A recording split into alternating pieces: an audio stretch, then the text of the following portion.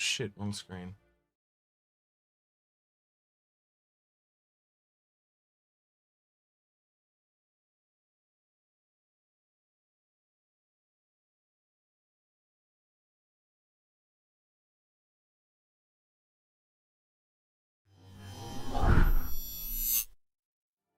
Oh boy, it's been one of those days. All right, we're live. We are live. And good morning, Vietnam. Good morning, Australia and the world. Yeah.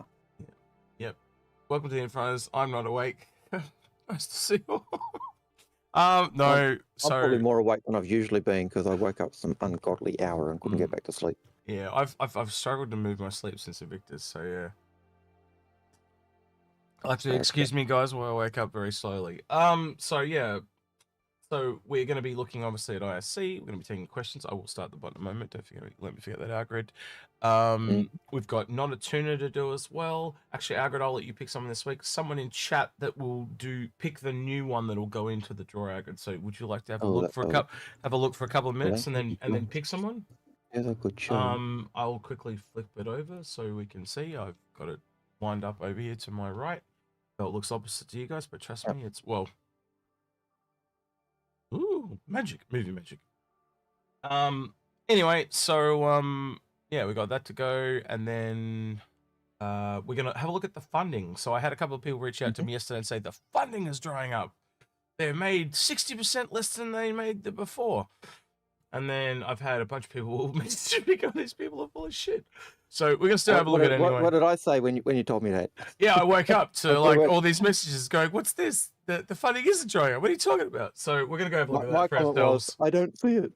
Yeah. So we'll have a look at that. We're probably gonna have to talk about some of the price increases. I've heard some things about the Cutlass while I was asleep. Price went up on that, apparently, and something about the game going up in price as well. So we'll have a talk about that. And God, my shoulder is all of a sudden really itchy. Yeah, we'll have to talk about that with you guys, see what you think. We've also got Not-A-Tuna, ISC, your questions. Anything else, Algared, you want to talk about? No. I was keen to talk about why funding was drying up because I was going to say, you're off your rocker! Yeah, well, that's fine. Well, it doesn't hurt to look at it anyway. Like, it's not something you and I really, I'm going to be honest, how many times have we ever talked about funding? I don't think we really ever have. It's not something that, I don't know. We're not, it's going to sound really weird, but we're not money people. Like, we talk about saving you guys money all the time, but we're not money focused. Like, well, anyone that actually knows us, right? We held off on monetizing the YouTube channel for a really long time because we didn't want to monetize it. And then in the end, we had to because we were realizing it was actually affecting them sending our videos out. They won't send your videos out if you're not monetized. Paul and Space, I think, dragged us kicked. Yeah. Paul certainly, I remember. Yeah, so you've got to, and I think Space was doing the same, and basically dragged us kicking and screaming into the evil, put the ads in and all the rest of it, just because you got to play the game with the algorithm. So, all right, I'll put the bot up. Hold on. Sounds like it's about the time. All right, who have you got then for Not-A-Tuna? All right, while I'm doing the bot. It's a very easy one because I actually know they're a South San Diegan. So Al Pacino's mum. There you go. Al Pacino's mum. Which window are we going to look through today to pick the next prize to go into our Not-A-Tuna? So we have 4 windows. You can see on the screen. We've got the square window, the round window, as Execute calls it, the Zelda triangle window. I call it the Defender's window from what the hell is going Serenity, on? or we've got the TIE Fighter window. So which of the 4 windows are we going to pick today? Okay, so Al Pacino's mum, just in chat, say which window you want us to look through. There we go. And that will determine which prize goes into our draw. Okay, I'm clearly having a day because I've always typed in the command for that bot and it's just worked. I had to type it 6 times. The word is start. So what the hell is wrong with me? There's something wrong with me really bad. Anyway, all right. So what have they? Well, sorry, I'm playing catch up. So Al Pacino's mum. Which window are we going to look through today? Al Pacino's mum. Yep. Someone semi-A-list celebrity mum is here. Okay, right. No, Al Pacino, not Al Pacino. Oh, Al Pacino. Hello, Algared. Hello. Yep. Yeah. So which window? So all I feel like I'm doing is look at the window or look at the screen, pick one of those 4 windows, and behind there is a prize which will go into our Not-A-Tuna prize for later on. So there's a Mustang, a Nomad, a new skin pack, and shit, I forgot what the other one is. What's the other one? Nomad, Mustang, Ballista is the other one. Top right. So that would be that's the left. That's the right. This one here. Circle window. The circle. I'm pretty sure that's the circle. Top right. I'm gonna. For me, it's the circle window. Yep. All right. So it's the Nomad that will be added the Nomad in today. Ship is going into the draw. All right. It's got 2 ships again. Other ones, and I'll do all that now in the and background. Al Pacino's mum says yes. That's the one. All right. Cool. So thank you for that. Okay. Thank you for helping us out and picking a prize to go into the windows. We will now shuffle the windows up and put the Nomad in with the other prizes. So what other prizes have we got there this week? Or currently? Well, let me get the old ones, the other ones off, and then I'll show you as I go to put them on. So just give me a hot sec. Mate. So I know we've got the Ares Inferno still in there. Yeah. We've now got the Nomad in there, and I can't remember what the other 2 are. Yeah, well, welcome to the club. It's starting to get way out of hand. Yes. Especially when we're still kind of recovering from... Yeah, that's really bad. All right, so we've got the Nomad now. We've got the Marketech skin pack. We have the Inferno, and we've got the Crusader skin pack. Yeah, Crusader, yeah. So yeah. There is now 2 ships, which is kind of what I want it to be. 2 ships and 2 skins. Yeah, cool. That's good. That's really good. All right, I'm taking these magnets off. All right, Agard, do you want to do a question while I figure out what the hell I want to do? While I try and think of a question. Okay. Trying to think of a question. This is us not knowing the questions we're going to ask.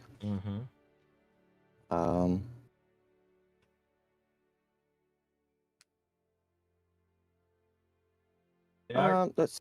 Agard, see, the other thing I could do too is some weeks when we do this is I could actually just get you to message me where you want to put them too, so I'm not picking every single time either. Yep, well, we've done that in the past. Yeah, it's okay. Cool. Just as long as it's. We have done that in the past. I don't want to make it unfair on you. I want everyone. That's okay. I'm quite happy for that at the moment. All right. For you to do that. These magnets are really annoying.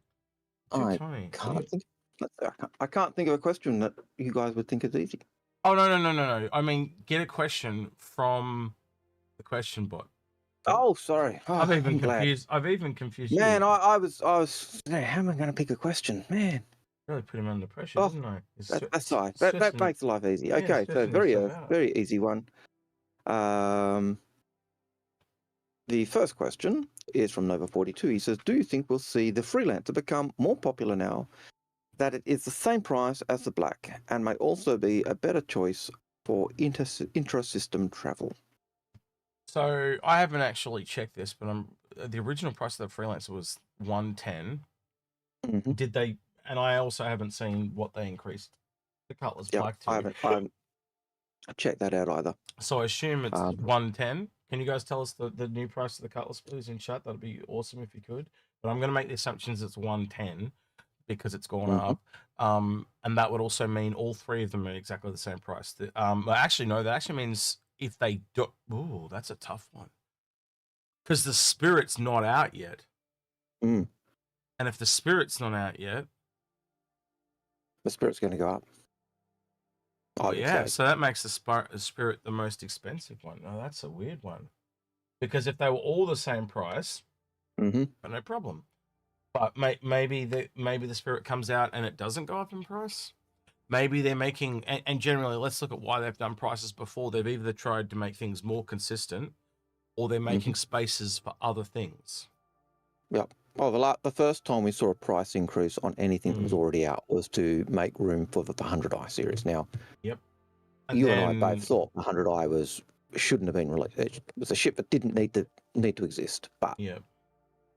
And that was the other one. The Hurricane went up recently. That, let's be honest, that looks like it's gone up in price just to be in line with the Scorpius, because the Scorpius was just so much more. You can't lower the price of the Scorpius. You've got to increase the price of the Hurricane, because people were clearly just favoring the Hurricane. I don't know. I'm spitballing here. You guys tell me in chat if you think we're wrong here. This is just me and Algared spitballing. Well, according to the ship upgrade window, the Cutlass is still $100 in value. And the Freelancer is still, a standard Freelancer is still 110. So a few people in chat are kind of saying the same thing. If all three ended up being 110, that kind of makes sense, and that makes sense to me, because it kind of shows that they're the competitors and they're meant to be equal. I don't know. It makes sense to me that they all kind of come out at 110, but like showing, like if the Crusader Spirit comes out and it's $10 more, it almost shows me that they would probably maybe increase the price of the Freelancer by $5. Like that's the only other, because I can kind of see. Well, again, to me though, like maybe they increase the Freelancer by $20. Yeah. I don't know, because in my head, Algared, you correct me if I think I'm wrong. If you were looking manufacturer quality, I would go Drake Crusader Freelancer, as in Freelancer being the most expensive and Drake being the least. And they're currently in the upgrade window of the Spirit. Just the C1 Spirit is 110 as well. So yeah, that's so yeah. There's something inconsistent there, is what I'm trying to say. If because traditionally a ship, when it comes out, it then goes up in price. And in that area, traditionally it has been about $10. The exception now being the Vulture. I think they put that up based on hype. You correct me if you think I'm wrong there, but that was a $30 jump. That was the biggest, I think. Wait, let me double check my math. Yeah, $35 jump. Yeah, that's the. So it was 140 to 175. Yeah, $35. I was triple checking my math. But yeah, that's probably the biggest jump we've ever seen in the $100 price range that I'm aware of. Can you think of it? Like, it's usually just $10, isn't it? It's usually 10%, 5 to 10% is usually the price you tend to see. Used to be, I think it'd come out into concept, then you'd have your hangar ready, and that would be 10 or 5% increase, and then when flight ready, you used to get that. And like I'm just looking at the upgrade price of the Spirit, and I'm staggered at the A1 Wait, what price. what? Whoa! So I'm just reading a comment here from. I'm struggling. Anemonis N Shadow said yesterday the Titan, the Cuddy, and the Hoplite went from 55, 100, and 235 to 60, 110, and 240. So the other two went up $5, and the Cuddy went up 10. That is interesting, to say the least. And I know I saw that chat, and I did see someone saying that the prices come back and there's a grace period. I haven't seen that. That's a problem when you work and you're doing reports and other stuff. So,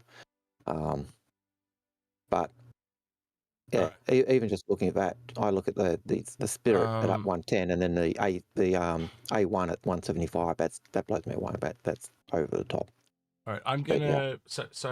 Someone just dropped me this Algared, which is apparently Xylo's response. Says access denied. Right, it's not liking this at all. Hold on. It doesn't like it when I copy links from. And Ace Hambone, thank you for your morning coffee donation. Regularly scheduled donation. Like that's standard now. It's kind of funny. But thank you, That's mate. right. I do appreciate it. We'll be worried when we don't see it. Not because of the lack of funds, it's because we'll be wondering where you are. Yeah, it's that regular now. It's It's a part of it. All right, so I'm going to switch this over so we can read. Yep. What's that button? Was it that button? Yes, it was that button. Yep. Algared, I've lost you. You've disappeared. No, it's because you turned off. Hold on. I've got to turn you back on. Bang. There you are. Wait, wrong one. You're on camera too, aren't you? No, I am. You're on that one. Nope. You're on that one. Nope. I am on that. Shit. I moved one You of moved them. You moved the cameras when we were doing Paul, I think, or that's no, what it was. Angry PC Tech. Yeah, that's right. We were doing that. Don't tell them. They don't know about that episode, Algared. It's not due out for a month now because we're going to put it in the bank. You're giving away spoilers, Algared. Right. The other thing I've got to... Spoilers. Yeah, I've got to turn off that one so it goes back to normal. Cool, yeah. Tell how awake I am. I am not awake at all. Right, this is going to be like a car crash in slow motion. Right, but awkwardly, it's only going to... That's small, I can't read it. Yeah, I'll zoom in for you, mate. There we go. Wait. All right. Oh, now I can read it. All right, I'll read it out though, but yeah. Yep. So it says Xylo, this is from Xylo. So from Xylo says, in the past, we've shared that the team regularly reviews and the values of offerings may take place adjustment based on findings. In this case, the Avenger, Titan, Clustback, and Vargan Hobbit were adjusted by 5, 10, and 15. We certainly prefer providing advanced notice, as we recently done with the Anvil Hurricane, and we'll fully intend to continue this process in the future. For the time being, we're going to revert these prices until June 28th to provide a proper... Oh, there you go. So they've reverted them to give us a grace period, which is why great. why I wasn't seeing it on the store window. Yeah, but I think I'm not angry about the price increase. I would, and this is us looking at obviously after it happened, and I think they've done the right thing, because we weren't told about that it was going to happen. Yeah, that's great, so that it doesn't burn anyone that's been here for a while, and after that they won't even know that it. Well, unless you tell them, the new people that come along. But yeah, I got no problem with that. Another $5 increase on the Titan. Move it from being the best starter ship.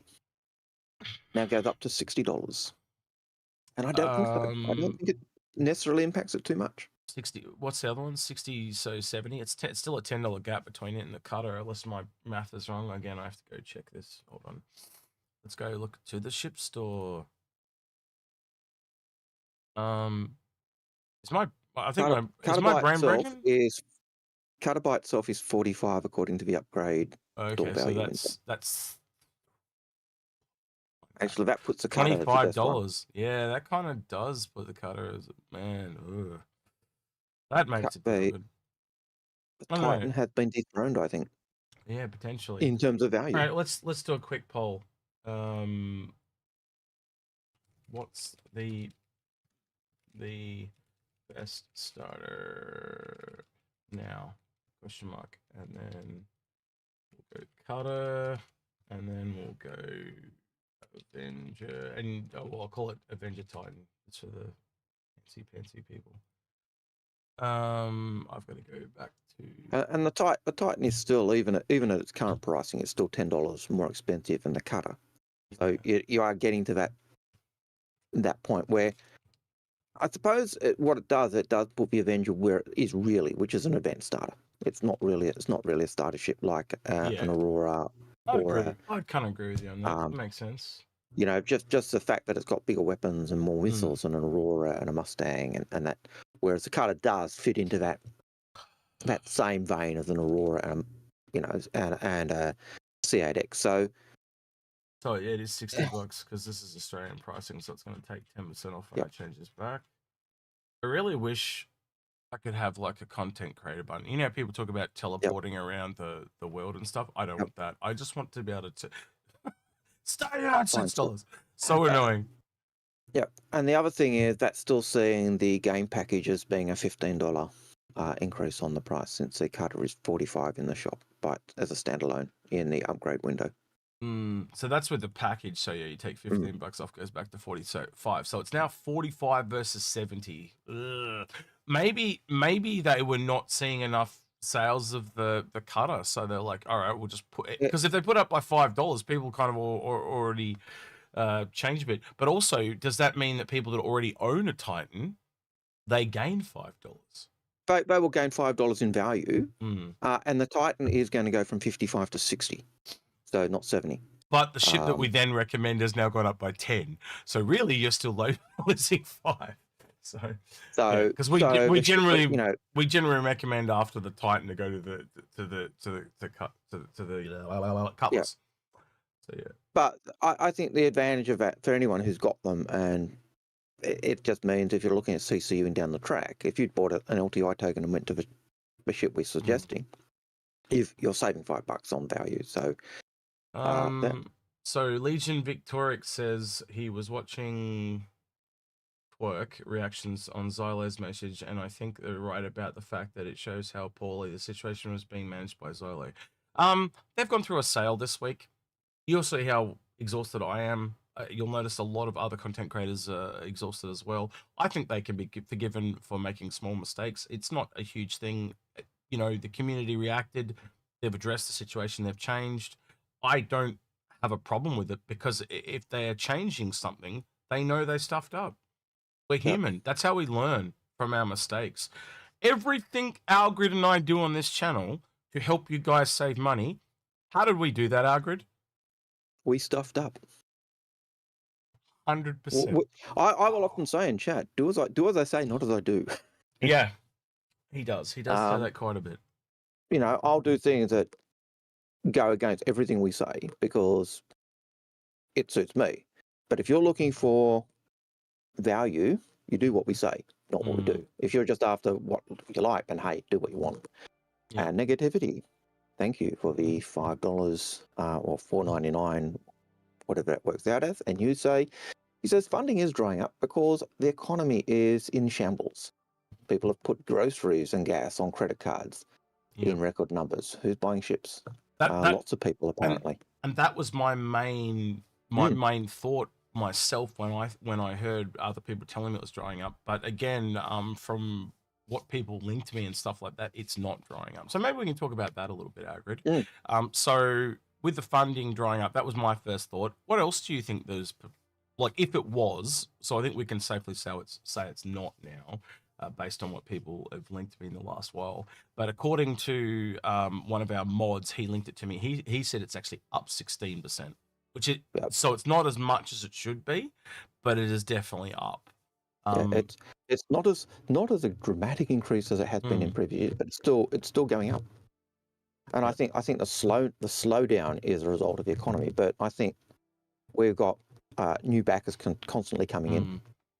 I think in the last, I was looking at one file, and I think there was 1,000 odd backers in the last, I think 6 to 8 hours. You know, and those backers are people who've actually bought a pack. So I think it's possible that there's less people buying the big ships. More people are buying smaller ships and then trying to CC you up to what they want, which might mean we've done our job. I think there's probably more people, there's a lot less people. So certainly older backers aren't buying as many small ships because they've got as many as they want. And so they're looking for the big ships. And we didn't have really any new big ships.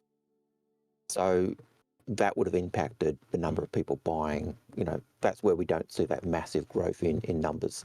Sorry, I was looking at weird messages on Twitch, Algared. We were getting advertising asking us if we try out this new MMO, and I'm like, no.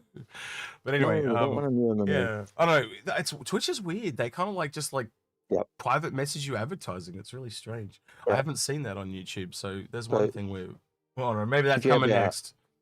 Jerbear says, I've got no as an older backer, I have no need for small ships. The only need most people have for small ships is either A, they're a collector, which means they're insane, or B, they're looking at an LTI token, or C, they are looking for getting prizes to give away.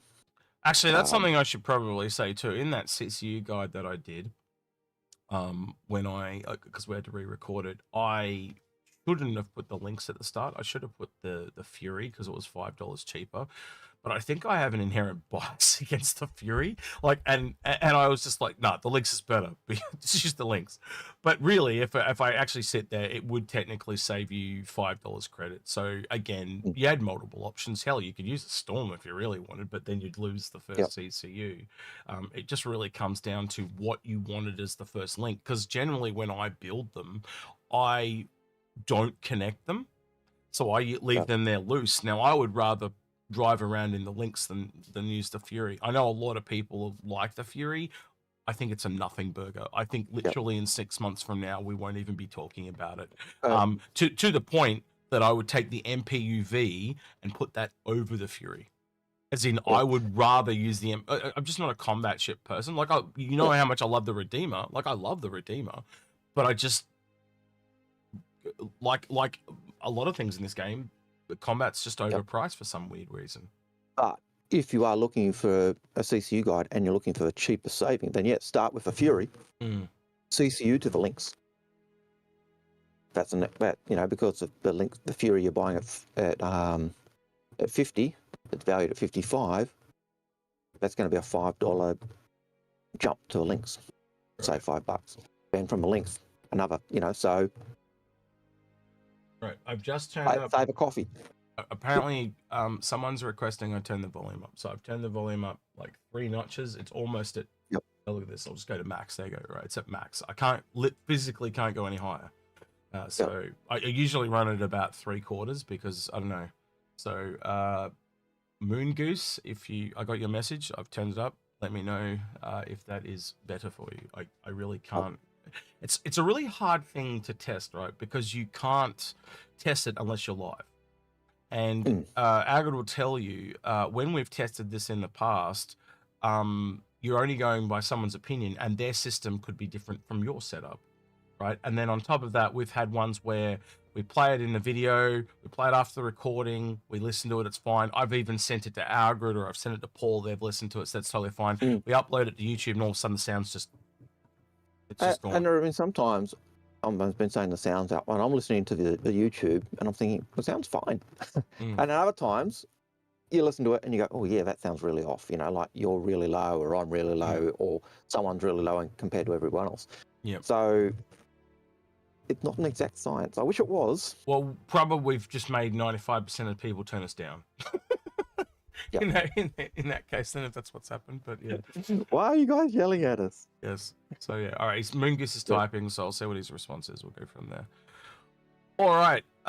Back to the funding real quick then. The other ones that I think, so yeah, veteran backers. The funding, as in, I think the other one is it's financial hardship, because I think the other thing that came through for me that was really clear is for the first time since 2014, I don't know if you heard this, Algared, but Australians able to purchase with credit Krakens, Aegises, and Javelins. I hadn't seen that in a really long time. So it showed that people weren't buying, well, at least as frequently. Or at least the Americans weren't buying, which meant we could get a look in. Yeah, about time. Thanks, Americans. Selfish bastards. And I did notice that the Kraken Privateer remained on. It was, whenever I looked, the Kraken Privateer was for new cash was available. It appears too that something that I haven't seen for ages. It appears too they've finally removed the conversion kit upgrade from the store. You can't even. So for a while, for a couple of years, someone else that had it could link it to you and you could buy it. And it now seems they've blocked that. So now when you buy a Kraken, it is a Kraken, and now when you buy a Privateer, it is a Privateer. You can't buy a Kraken and get the upgrade like I managed to get at the end of last year. So yeah. That's going to change. We're going to have to actually start looking at the Privateer as its own thing now, Algared, when we go back to Fix My Fleet and stuff like that. So yeah, that's going to make it interesting. But in a lot of the Fix My Fleet, the Privateer is a better option for a lot of what we do, especially when they're looking industry. But yeah, it all comes down to we who do they are. More by case. Yeah. So yeah. All right, let's go another question. Apparently, so Mongoose is saying you are by far the quietest channel, iPhone 14 and new AirPods, and I listen 8 hours a day to YouTube. Struggle with no other channel. Okay, well, sorry, man.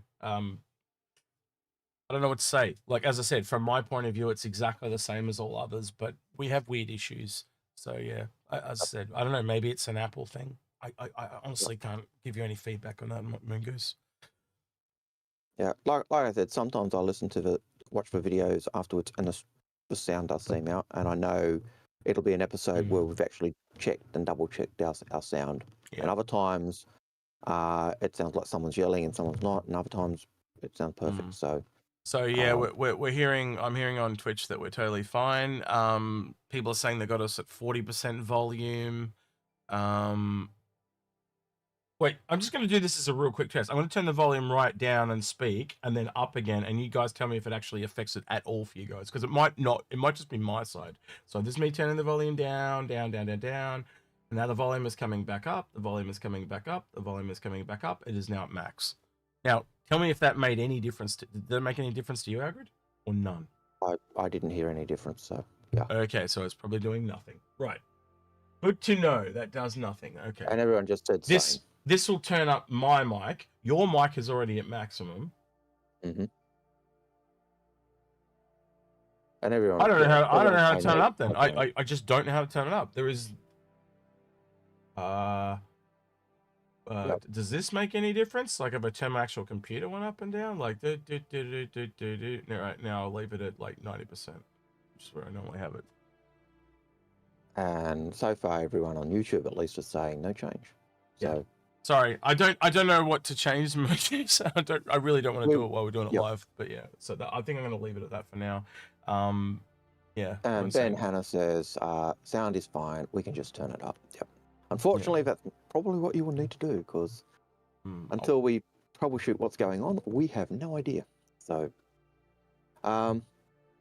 second question from Rayo was, do you know about the drama and the rise in prices of the Titan Cutlass Black and Hoplite? No, we didn't, but we do now, and we have looked at it, and yeah. We're not a fan of drama. I think that's another thing we'll probably say too, Algared, is that we like it almost feels fabricated. Yeah. My problem with the Cutty Black versus the Freelancer, and I can understand putting them together because they are basically similar ships. One's got, as I understand it, I always took it, but the Freelancer had better components and better armor, but slightly less firepower. Cutlass Black, less armor, more weapons, not a shot, a bit more shoddily built, because that was the thing. But they were generally, you basically got your like the same type of ship. You basically real quickly got your rock paper scissors, or your three standard tank healer DPS mentality, but there's no heals for ships, so that basically just becomes speed, which is what the Crusader is. Or agility. Found, was it the Cutlass that was always said as the evil twin to a constellation, or the something like that? The Freelancer's evil twin was what it was called back in the day. Yeah. All right, and that makes a perfect sense. I always thought it was, for some reason I had the constellation in my head, because I can always remember thinking I didn't see it as a comparison to the Connie. I always saw it as a better comparison to the Freelancer. So maybe I've just remembered it wrong, but that was always my thought. People would make the comparison to a Connie, but to me it was always a Freelancer. Yeah. So for me, a lot of this drama comes out because certain content creators need clicks.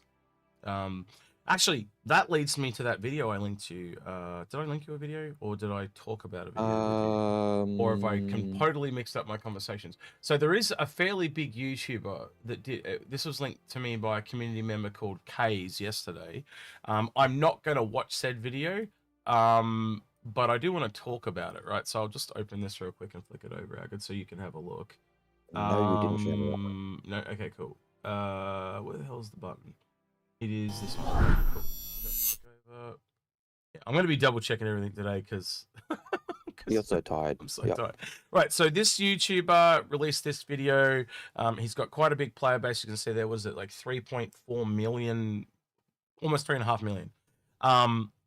And Kays linked it to me and said, like, he had a bunch of comments, and I went through it as well. And this the thing I linked back to him was a line by Alexander Pope, who was a famous person, and he's probably left one of them. So this is the line the quote he had: "A little bit of knowledge is a dangerous thing."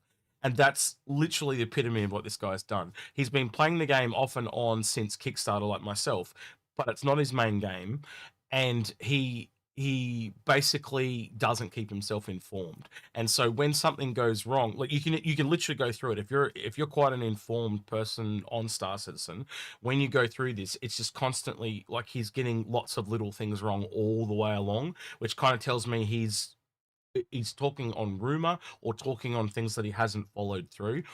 At one point, just to give an example, he talks about the Constellation Phoenix being $1,000 ship, right?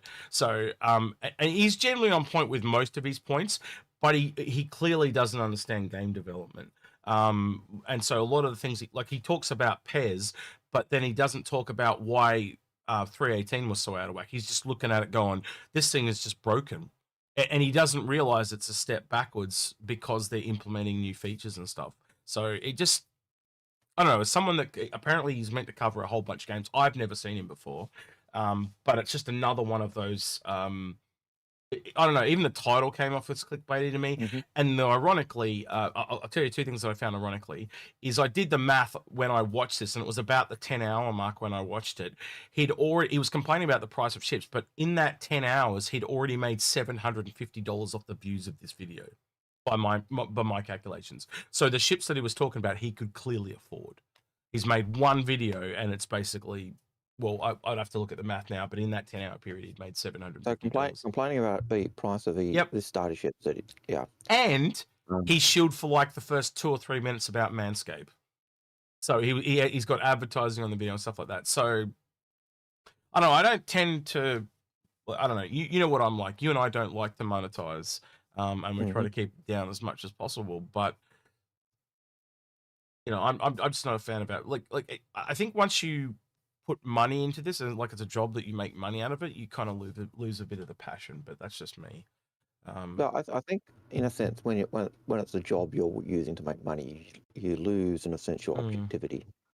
Today's video is brought to you by our... But yeah. Well, if you guys heard that, that was him about to say Manscaped. So yeah, but it literally is a very long video. It goes for about 59 minutes. So you'd think it's fairly detailed, but it's literally, he talks about how much he actually enjoys playing the game as well, and that's the weird contradiction. Like he talks about like it's got something. So essentially, he's talking about he can see the potential of it, but the whole video is in a negative spin.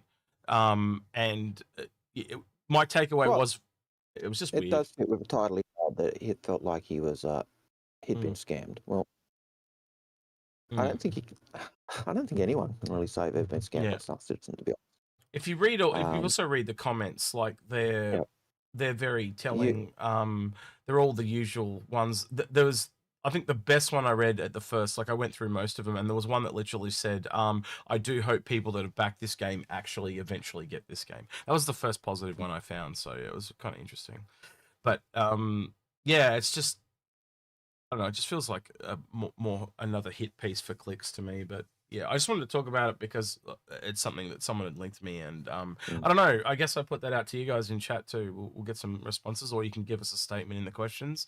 You know, it's been a while since we've seen one like this, though, isn't it? You know, we get one every couple of years, but like, I think once Squadron 42 hits, I really hope it's a slap in the mouth to a lot of these content creators, and they start. I don't know.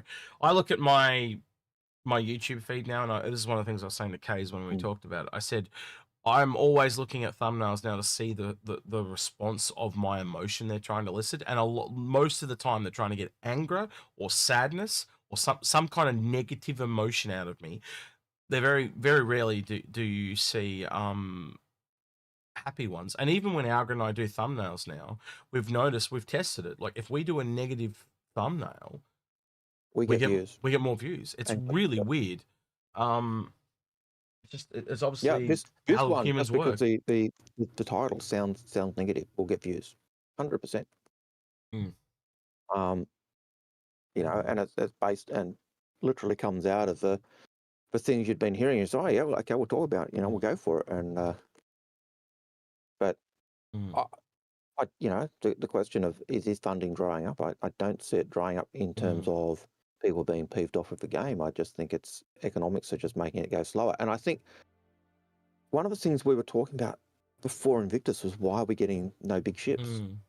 Why are we only getting small ships? And I think part of it might come down to an awareness of the economy being, people don't have the hundreds of dollars to chuck into a ship, but they may have $50 or $60 to chuck into a new ship. And so that volume sale, as opposed to big ship purchases, I think may have had an influence. And I think Wow. Just a thought. So I'm just reading what someone said in Twitch. I don't want to put your name there because of what he said, but he basically said, "Yep, there are even streamers out there giving ships away giving ships for giveaways by CIG. Are you using them to push other sponsors of theirs, not CIG?" I think that's a bit wrong, but okay. That's a bit nasty. Yeah, I don't know. Well, you've seen with Not-A-Tuna. We just wanted to do something different. Yeah. We hope we have provided something said different. Hopefully we've provided you with some entertainment. Yes, and we look like whack jobs. I think at the end of the day, everyone does what they want to do, and I think you either support it or you don't support it. And I think one of the things I've learned in life, Algared, I don't know if you want to speak to this or people in chat, but eventually the rooster comes home to roost. Yeah. So if you do bad things, or karma, that's another way to look at it. So if you do bad things, it'll come back to you. We're doing our own thing. We try not to comment on drama as much as possible of other people, but it is what it is, And in fairness, CIG, if they're giving ships or things to streamers, they haven't applied any strings. Yeah, they haven't told us They haven't. We have to, and we always, and we also, when we give something away from CIG, we will always state that it came. So if we don't say anything, you assume it came from us. But if we say thanks to CIG or from CIG, we're not going to take their credit because they gave it to us and stuff like that. All right. So basically, just so you know, for Not-A-Tuna, the Ares Inferno is from CIG. The Nomad is from CIG. Yep. A few of them are, but the skins are coming from us. But as I said, when we go to give it away or something like that, we'll tell them. All right, so moving on to actual Not-A-Tuna. Algared, I have a question that I'm glad you got a question because I don't. You don't have one? Okay. So I want to know, right, is everyone ready? So with this, it's a number. I just want to know the number, and the first person to give me the correct number will be, and it's a real simple question. Algared's going to get this like that. I know a couple other people that are going to get it like that. Now, remember, you can't be a mod and you can't be a content creator. So because we don't want you. It's CIG, so yeah. All right. So the question is, what was the original concept price of the 890 jump? And people are just chucking random numbers in chat. Yeah. All right. Random numbers in chat will not cut it. No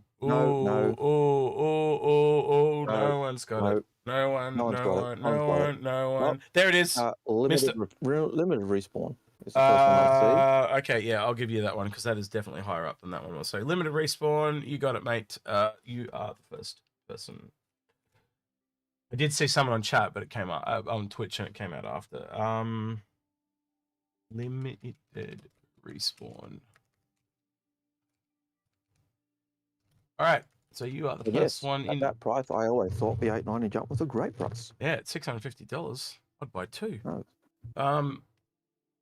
Just to sell. For us, it was $660, but yeah. No. Well, by my I'm gonna go. Now people are questioning our sanity, Algared, so we're gonna have to go check. All right, let's go check. 2 people in the browser. Star Citizen ship prices. Now, to my memory, Algared, it was $650. Yeah, your memory, it was $650 as well. Yep. Yeah. Oh, $660 for us when we bought it. $600 in the store. Yeah. So let's. I don't know why that's not loading. This is the one I like to use. All right. So 890J. Original concept. Oh shit! It was 600. Shit, we were wrong. Shit! I know. I got it right. Limited Revenge did say, or Limited Respawn said 600. Oh, he did. Okay, Yep. cool. All right, we're fine then. I thought we got it wrong. Nope. All right, You cool. got it wrong. You got it right. Okay, cool. Thank you. Well, as long as you were right. 'Cause I thought it was 650. I stuffed it up. It's nice to see for once I'm not stuffing the price. I've been doing for ages with the the Archimedes. I keep thinking it's 45. Is this where I turn around and say, yeah, I've got to be completely this exhausted to get it wrong, but that's fine. No, because, only because human. it's Origin. Yeah. Because it's Origin, the 890, and we know how you feel about the 890 not having a set purpose. So you did say 600 M&M, but based on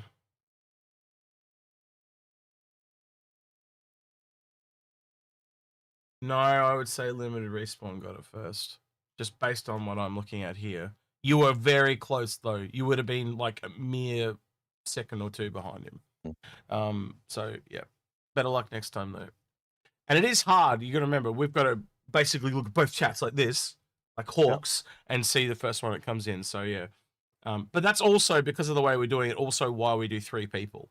Because at least then if someone kind of gets put ahead, they've still got a chance of losing. Anyway, so because they've got to do it again. They've got to do it again in the standoff. Yep. So we'll see. And in the next one, limited respawn, you can't enter. Well, he doesn't Oh, need he to. can, but we'll he can because actually someone did it twice. And they gave it away. Remember last time? So there's no point doing it again. Limited respawn, but you do have to be there for the other one. All right, I'm going to switch you over to so you can hear. I also have to turn that sound thing off, don't I? That one, so Algared can see. I've got to go in here and change this so you guys can hear it. I didn't turn this off last week either, and we got complaints. Yes, I remember. We get lots of complaints because we make mistakes because we're human beings. We are human. Get used to it. It's flawed. What do you always say? You say mere male. I think that's the other one you always say, yeah. I'm a male. I'm mere male. I can only do one thing well at a time. Here we go. Nope. No, we don't. All right, here we go. Earlier this year, we introduced you to the Arena Commander feature team, newly created with some familiar and friendly faces to take the long-ignored dogfight module and bring it up to date with today's advances in the persistent universe, as well as see if we can't restore some of that feature and technology testbed intention from its earliest incarnations. And the very first parts of those labors are currently scheduled to arrive in the upcoming Alpha 320 in the biggest update Arena Commander has seen since it was first introduced. So let's throw it now to Dunk. All right, Algared, real quick. Do you think this should be 2 episodes worth of content or 1? Just real quick. I would say 1, but hey. All right, well, let's see how much you can stretch it. Let's have a look. And Sam, as they represent some of the work their team's been up to in the first of 2 back-to-back episodes we're calling Arena Commander, Air, Space, and Racing, followed by Foot, Tonk, and Testing, Part 1, the first half. Wait, foot talk and testing, that means that they're moving it to on ground as well. Okay, yeah, maybe there is. I'm instantly more interested in the second episode. Given that we did have Arena Commander and Star Marine, I could see them doing 2 episodes, one based on Arena Commander itself, one based on... Yeah, all right, that makes sense. Star Marine. Makes a lot more sense now, yeah. If that's not all there on the thumbnail, I got overruled. Arena Commander is this game within a game, which lets us take these super fun, awesome moments that we've all experienced in the PU and get them down into this short, fun snippet of 10, 15 minutes, hop in, hop out. I think the most fun about Arena Commander is that you get to just jump in and play the game that you want to play. You don't have to spend time collecting all the stuff that you need to go out. You just pick a thing and you start playing it. It lets people get down and dirty without the repercussions that you experience in the PU. Is it possible for Arena Commander to help the development of Star Citizen?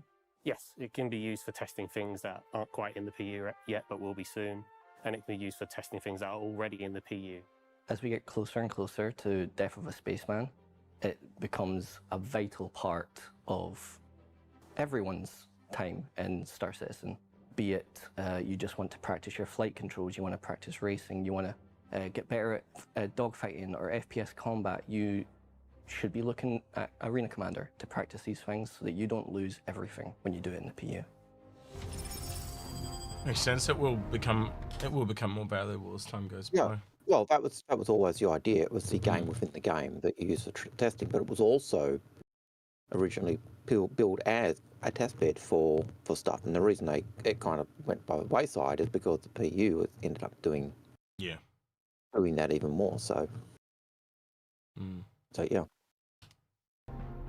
Last time on ISC, we talked about all the things that we wanted to do and we were currently working on. The whole laying the foundations idea that we just needed to hunker down and get these refactors done so that we can start working on some amazing content which we have lined up. Now I'm glad to be in ISC again to talk about that content which we have been working on since. Before we get started, I want to shout out the team. I've got a list here so I don't forget anyone. We've got Adam, Adrian, Bryn, Corwin, Kirk, Mark, Ricky, Samuel, Sean, hi Sean, and Simon, all working extremely hard, and everyone else and all the other teams that have been extremely helpful in helping us get to where we are today. So let's take you through the flow from the beginning to the end. So the front end, which I'm sure you're all familiar with, multiple screens, an absolute pain to get through. We want to clean up that experience, get rid of all this flash clunkiness and unnecessary wait times between screens. With the new front end, we've consolidated everything essentially into one place for everything that you want to do. The first thing you'll see is Star Marine and Arena Commander have merged together in a single nice clean interface. You can play any FPS game mode, any dogfighting game mode, whatever you want, essentially. It's all in that one place. So we've taken a more diegetic approach. We've got a better 3D representation of pretty much everything. We've got a 3D representation of the ship or loadout that you've got selected, and more layers upon this, what was originally a 2D UI, very flat. We want to bring it in line with the diegetic approach that we have across all of Star Citizen and unify it. So, what do you think about that so far, Algared? I think that's definitely going to speed things up quite considerably and make it more accessible, personally. Yeah, it's certainly going to make time, and it looks cleaner, which is a big thing as well. So it'll speed it up. It looks cleaner. It's nicer. It will mean it's certainly on a free fly. I used to hate the fact that you had this Arena Commander or Star Marine accessible when you're having people come in and you go, oh man, such a mess. So it sounds like they're almost dropping this, don't quote me on this, but it sounds like they're almost dropping the Star Marine moniker and putting it all under Arena Commander. That seemed to be what they were saying. The beautiful thing is that this is effectively a standalone game. It always was effectively a standalone game. This could be a console version. Interesting. All right. Patch notes are now included in the game, so you have quick and easy access to see everything that's changed about Arena Commander in detail since the last patch. We're also excited to say that we're working on widescreen support. It's still a work in progress, and we're hoping to get it in for this release, but I wanted to let everyone know that we're working on that. To the right is social menus, it's friends list, notifications, and party, and that takes us into the new lobby system, which we've completely refactored.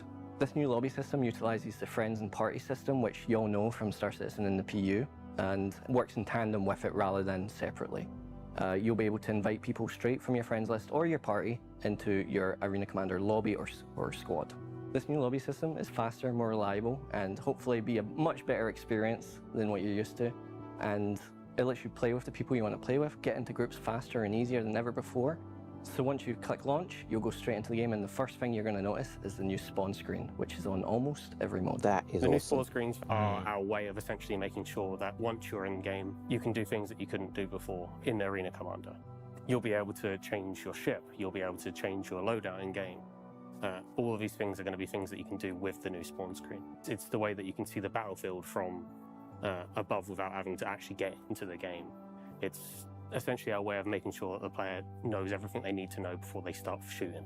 So what's great about That's this really new spawn good. screen, among many things, it finally lets us bring multi-crew to Arena Commander. You'll be able to party up with saw that on friends that and screen. join their ships in free flight, both swarm. Well, that has been a big missing factor, like, especially in ships like the Scorpius and the Hurricane and things like that. So, Well, you saw where they were talking about the empty turret and that to me was the big thing, because that meant you could finally have a Constellation or a Hurricane or a Cuddy or any of those multi-crew ships, and you could have another person in there doing missiles or doing the turret or doing and that was what was missing, always missing.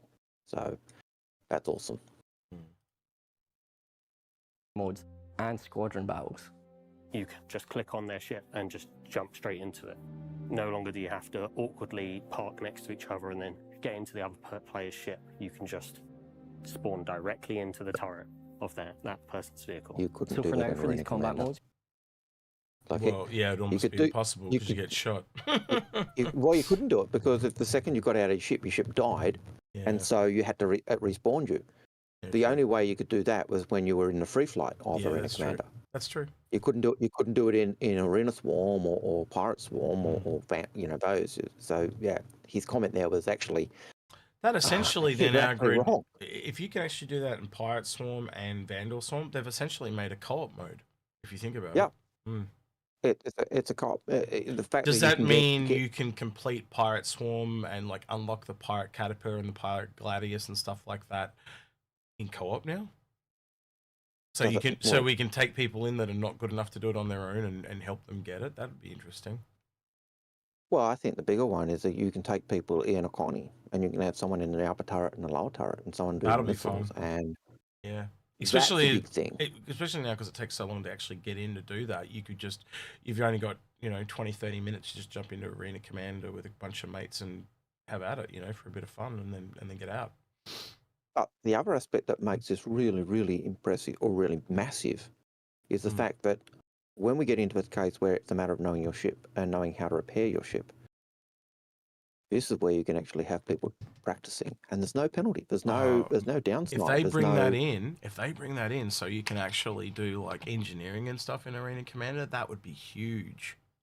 Absolutely but huge. But that second you got multi-crew, the second you've got the ability to normal repair. This is the game in the game. The idea of it was always the game in the game, so you can improve your skills.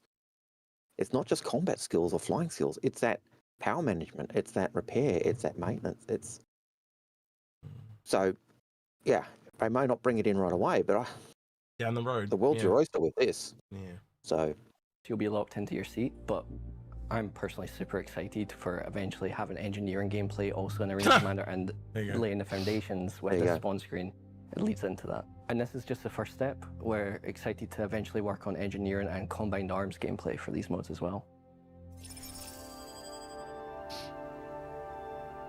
So let's start looking at maps, new and old, starting with the New Horizon Speedway. So the whole New Horizon Speedway has been moved to Green, the third planet of the Ellis system. For New Horizon Speedway, we now have our own entire planet just for Arena Commander. It has its own atmospherics. It's a fully fledged planet, essentially, which we've worked with the planet team on. We have our own biomes, it even has beaches, although you may not win the race if you do try and see them. And this represents the first time that we have real atmospheric racing in Arena Commander, but be careful, we're still experimenting with wind and weather, but it's too early to say exactly where it's going to land. So the New Horizon Speedway now has 4 tracks, starting with Rickard Memorial Raceway. It's the least unchanged of the bunch. It played pretty well, we thought. We added more checkpoints, and that's just about it for Rickard. Moving on to Old Vanderval, it's the easiest, shortest of all the tracks. We've cleaned up some of the cheeky little shortcuts that you guys found, and that big dive in the middle of the map where you go right down in between all these buildings, we've expanded that across, and you now curve all the way around a giant pillar in this large curved dive now, which we feel is a really good place for that map. It's still the shortest of all the tracks, but it will seem longer due to atmospheric flight. Next is Defford Link. It's the longest and hardest of all the tracks, and it's a complete rework from the ground up. It's kind of designed as a sort of endurance test where you are flying between, obviously, all of the buildings in New Horizon Speedway, but it's not really about those tight corners or heavy, sharp turns. It's about making sure that you don't crash. It's about making sure that you can keep that good race line through the entire map, essentially. Defford is our most difficult map and has been from the beginning and still is now. It's really a dance with atmosphere with this map. You are going around, zigzagging around buildings, down, corkscrewing around, barrel rolling. My favourite part is the vertical corkscrew and the dive down right at the end before that home stretch back to the finish line. So Halloran Circuit is the 4th edition to the New Horizon Speedway collection. It's primarily inspired by snowboarding, So you're going to see a giant half pipe that expands the entire level, where you're going to have to really test your limits, test your drifting, get those rear engines at the back so you can go down this pipe. I wonder if it doesn't look like it. I was wondering if they made the gates bigger or smaller, because there were some ships back in the day, Algared, that couldn't actually fit through them. Do you remember that? The Xeon ship, the Cartual, when it's in star mode, really couldn't fit, or just fit. So, which is ironic because it also has a racing variant that is like a skin in the game. Well, yeah, what I'm trying to say. So it's just ironic. It's meant to be a racing ship that you can't race in. So yeah. Well, not through those gates. The best speeds possible. When I last played it, it kind of reminded me of bobsleighing, where you basically are riding on each bank using the atmospherics of the plane to basically heavily go between each of the very different buildings and hard turns that are inside of the map. And we all just think it's really fun. Alongside this, we also have a few PU race maps that are also coming into Arena Commander. We've got the Snake Pit, Miner's Lament, Yadar Valley, and Icebreaker. And this is your chance to go in and practice those races risk-free.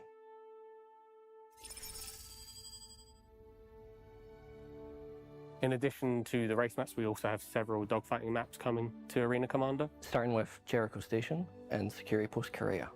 Jericho Station is the most lightweight of all of these. It's the first PU location that we actually took into Arena Commander, and that is because it is lightweight. There's no planetary bodies around, so it was the easiest for us to get started with. It's just a beautiful location. You see some nebulas off in the background, and I don't know about you, but I've been there a lot with Xeno for it, so it's a familiar battleground for me.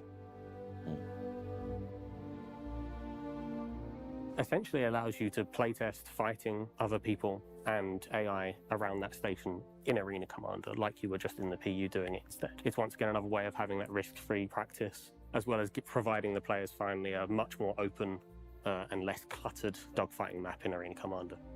It also let us address some of the feedback that we got from the community and developers alike, that we needed an arena which was clear of debris and just very lightweight, high performance for people to dogfight and blow up. With the inclusion of Security Post Korea, it means we... Wait, they made it blue? Yeah, he said, you know, people can beep up. No. They made the Korea is now blue. Look, it's all blue. Blue. Well, that's part of the update when that came online. It's in the Crusader. Shows you how much I go to Korea. I've not been there. All right. We also have a map now which has turrets. We can essentially use those turrets to add more to the gameplay whilst you're fighting amongst yourselves and against other AI. It gives us the ability to add new modes which use those turrets more effectively. So you're not just fighting against players, you're fighting against the map itself. So you're probably asking yourself why these two locations out of everything in the verse? It's because we had to start somewhere, and Jericho Station, it's the simplest of all the locations in the PU. There's no planetary bodies. It had nebulas that we had to bring in, but otherwise pretty simple. With everything that we take from the PU, it's to address these challenges. We want to overcome these, so right now it's not a simple copy-paste job, but hopefully in the future this pipeline that we've made is a lot faster, and we can get a lot more maps from the PU, and this is just a start. And the last dogfighting map, which I'm super excited to talk about, is we finally have a dogfighting map in Atmosphere. New Horizon Arena is based on the very map that we've put all of those race ships into, but instead of just speeding around it trying to get the best time, instead you're going to be fighting amongst yourselves in Atmosphere, finally. I know you've been asking for this for so long. Fighting in Atmosphere, as you know, brings unique challenges. It's a lot higher skill ceiling, and it's where most of the fights happen in the PU, so bringing atmospheric dogfighting into Arena Commander was an important step for us. As far as game modes that can be played here, it's all of them, and we're excited to see how players handle it. You'll be able to do every single dogfighting mode available. You can play Pirate Swarm, Vandal Swarm, Squadron Battle, Duel, and Battle Royale. Kind of want to see one now that's got like a tower in it that like a space elevator or something. So you know, it's got the entire breadth of you know what I mean, Algared? Algared, you there? I reckon it'll come. Oh, you're back. Yep. 100%. I think it'll come. Yeah. You know, we'll have that. All right. So So talking about Pirate Swarm, we've also got an update coming for that. This update includes a new final boss wave. You're now going to be experiencing a capital battle between pirates and UEE, and you're stuck in the middle.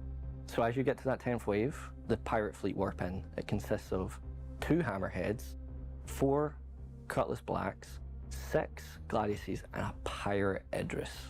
And your objective here is to simply survive. So as those pirates come in, the UEE also send in 2 F8 Lightnings to come and help you.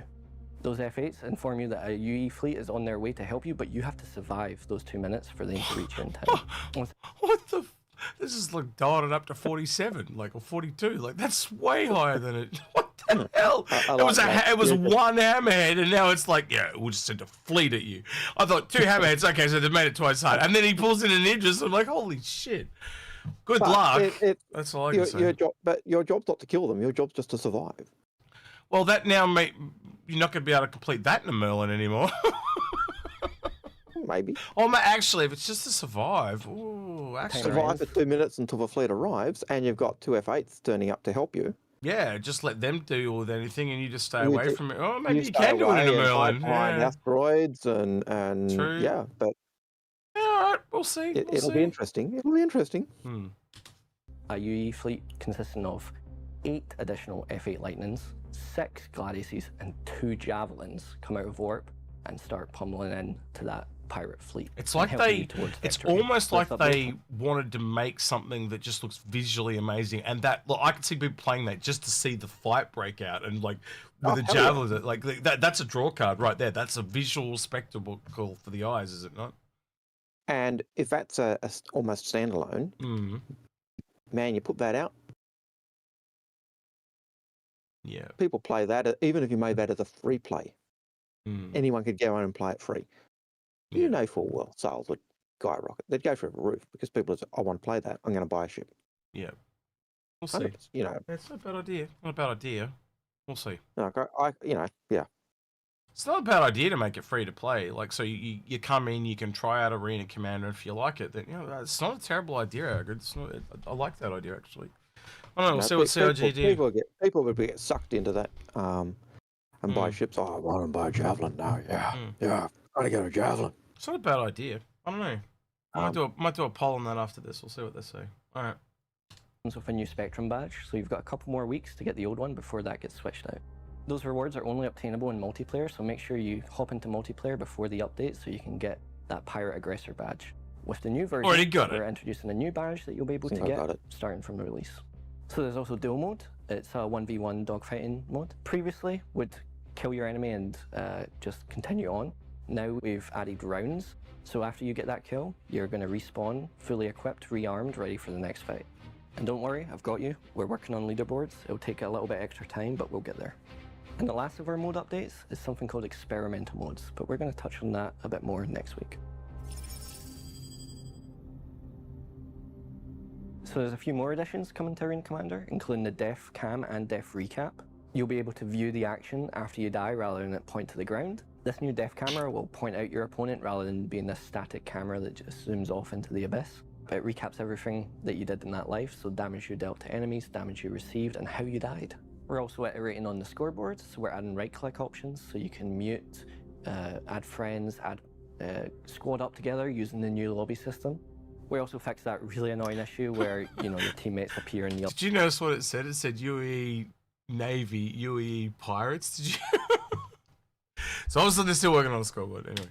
Other team in the scoreboard, even though they're not in the actual game, as well as, you know, all the other things that came along with, you know, the round system and stuff that wasn't really cooperating with it. So those are all fixed up now, thankfully. We've also updated scoring, so now the score will change based on the rating of your opponent, so you get more reward if you're killing, you know, the rank 1 player versus someone that's brand new to Arena Commander. Repeatedly killing the same player is going to give you less score to, you know, stop that cheating going on. And if you try to leave a game early, it's going to give you an early leaver punishment. So that's just some of the goodies we've got coming with 320 in dogfighting and racing. I'm excited to be returning next week to talk to you about FPS combat and some of the additions we're adding to those modes, as well as experimental modes. Bye. Woo! I'll do the woo again. Feeling he doesn't like being on camera. Yeah, clearly. See you next week. do it So what we again. learned this week? Well, we learned that true atmospheric flight is coming to Arena Commander for both racing and fighting modes. That locations from the persistent universe are being brought into the simulation to let you test your metal easier than ever before. That this becomes more and more important and valuable as the PU continues to move closer to the death of a spaceman in the future. And that all of this would already be the biggest update Arena Commander has ever seen, but there's even more stuff coming next week as we look at Star Marine editions, including Tonk Royale and the implementation of experimental modes that aim to return Arena Commander to the feature and technology testbed it was once intended to be. And then back in the PU, I hear there's a jump town going on at the moment. Oh, I sure hope it's safe. For Inside Star Citizen, I'm Jared Huckabee. Thanks for exploring the process of game development with us, and we'll see you all here next week.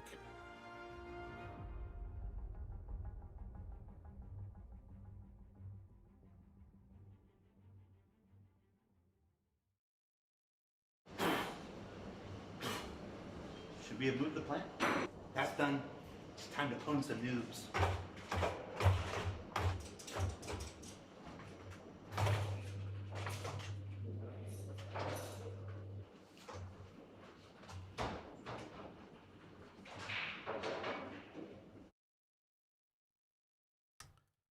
I think that was supposed to be funny. Yeah, I think it was too, but it just came off as cringe as usual. But that's fine.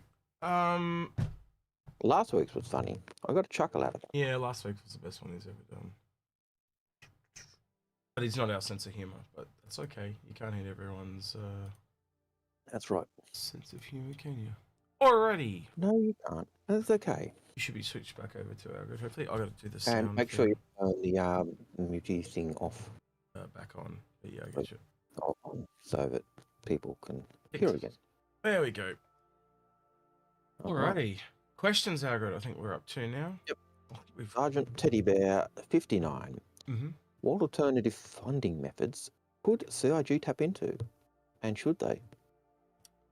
I think they could really up their merch game, personally. I've always wondered, like, Algared, that Polaris shirt that you and I really like, why did they not ever make any more of those? It's like, it's kind of like because we wanted it, they didn't want to make it. Yeah. I'm at the point, I actually would love to get another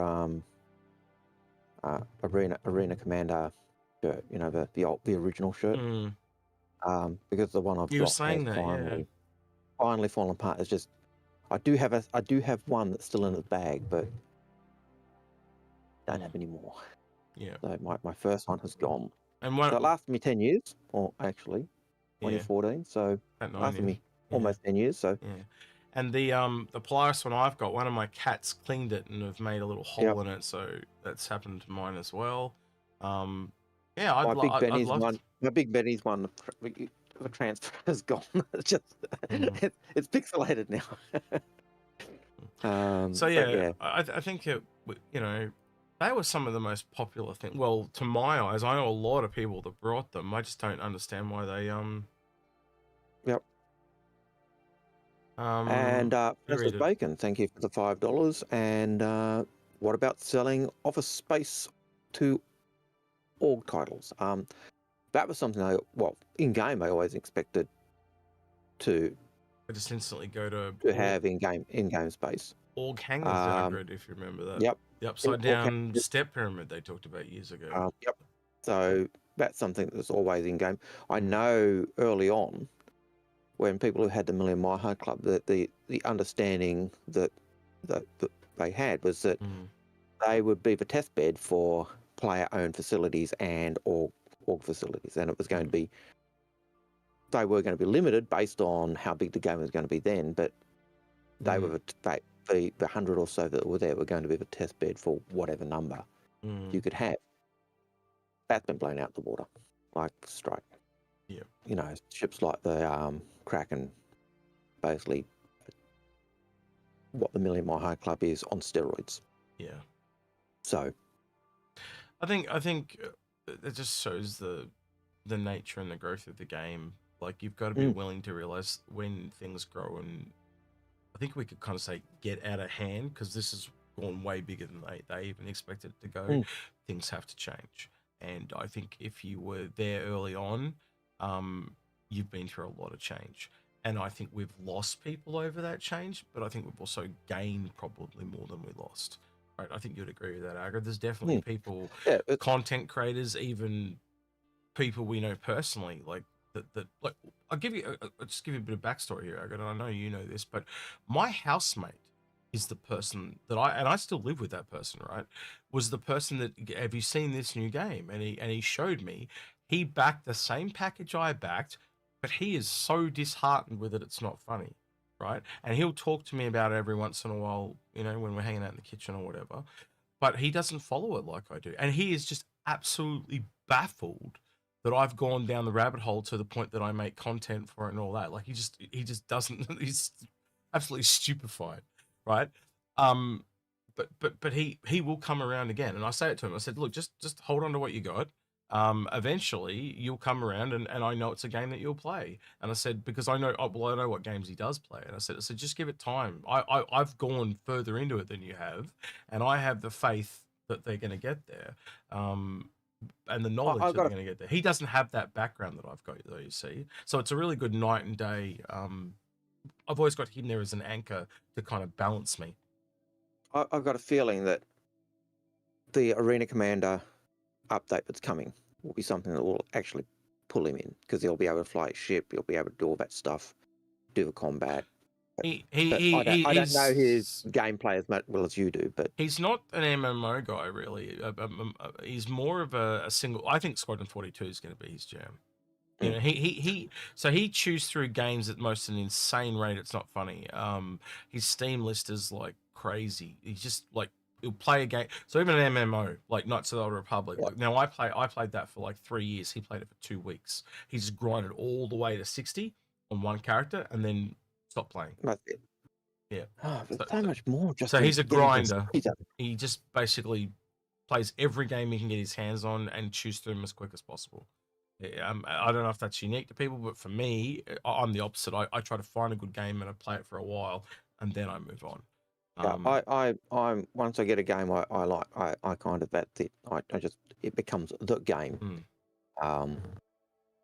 Hence why when I got onto Squadron onto Star Citizen, I stopped playing War Thunder. It just trailed away. Do you remember what I was going to do a poll on? I just had that come back to me. I was going to do a poll on something, and then I've forgotten what I was going to do the poll on. Arena Commander could be free, and cool. Yeah, let's do that. But yeah, in terms of alternative funding, well, they have done in the past industry co-op. So we've got the AMD Mustang Origin, and we've got the so the Avenger Titan, by the way, was at 57% on YouTube when I closed that poll, or 56 to 43, and how that works as a 1% margin of error, clearly, with 203 votes. The Twitch one I missed, and I went back to try and look at it, but yeah. Right, sorry, I could continue. Yeah. And then we've also had the Intel Saber Raven. Yeah. As publicity stunts or publicity deals.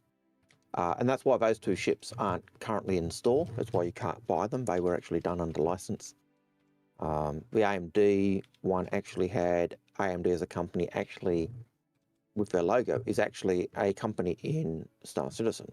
They're actually a legit company with their background, and they actually worked out what had happened. So the kind of story fits into Star Citizen, but it's actually kind of worked in collab with them. So Accelerated Mass Design, I think it is the Accelerated Mass Driver is what I remember.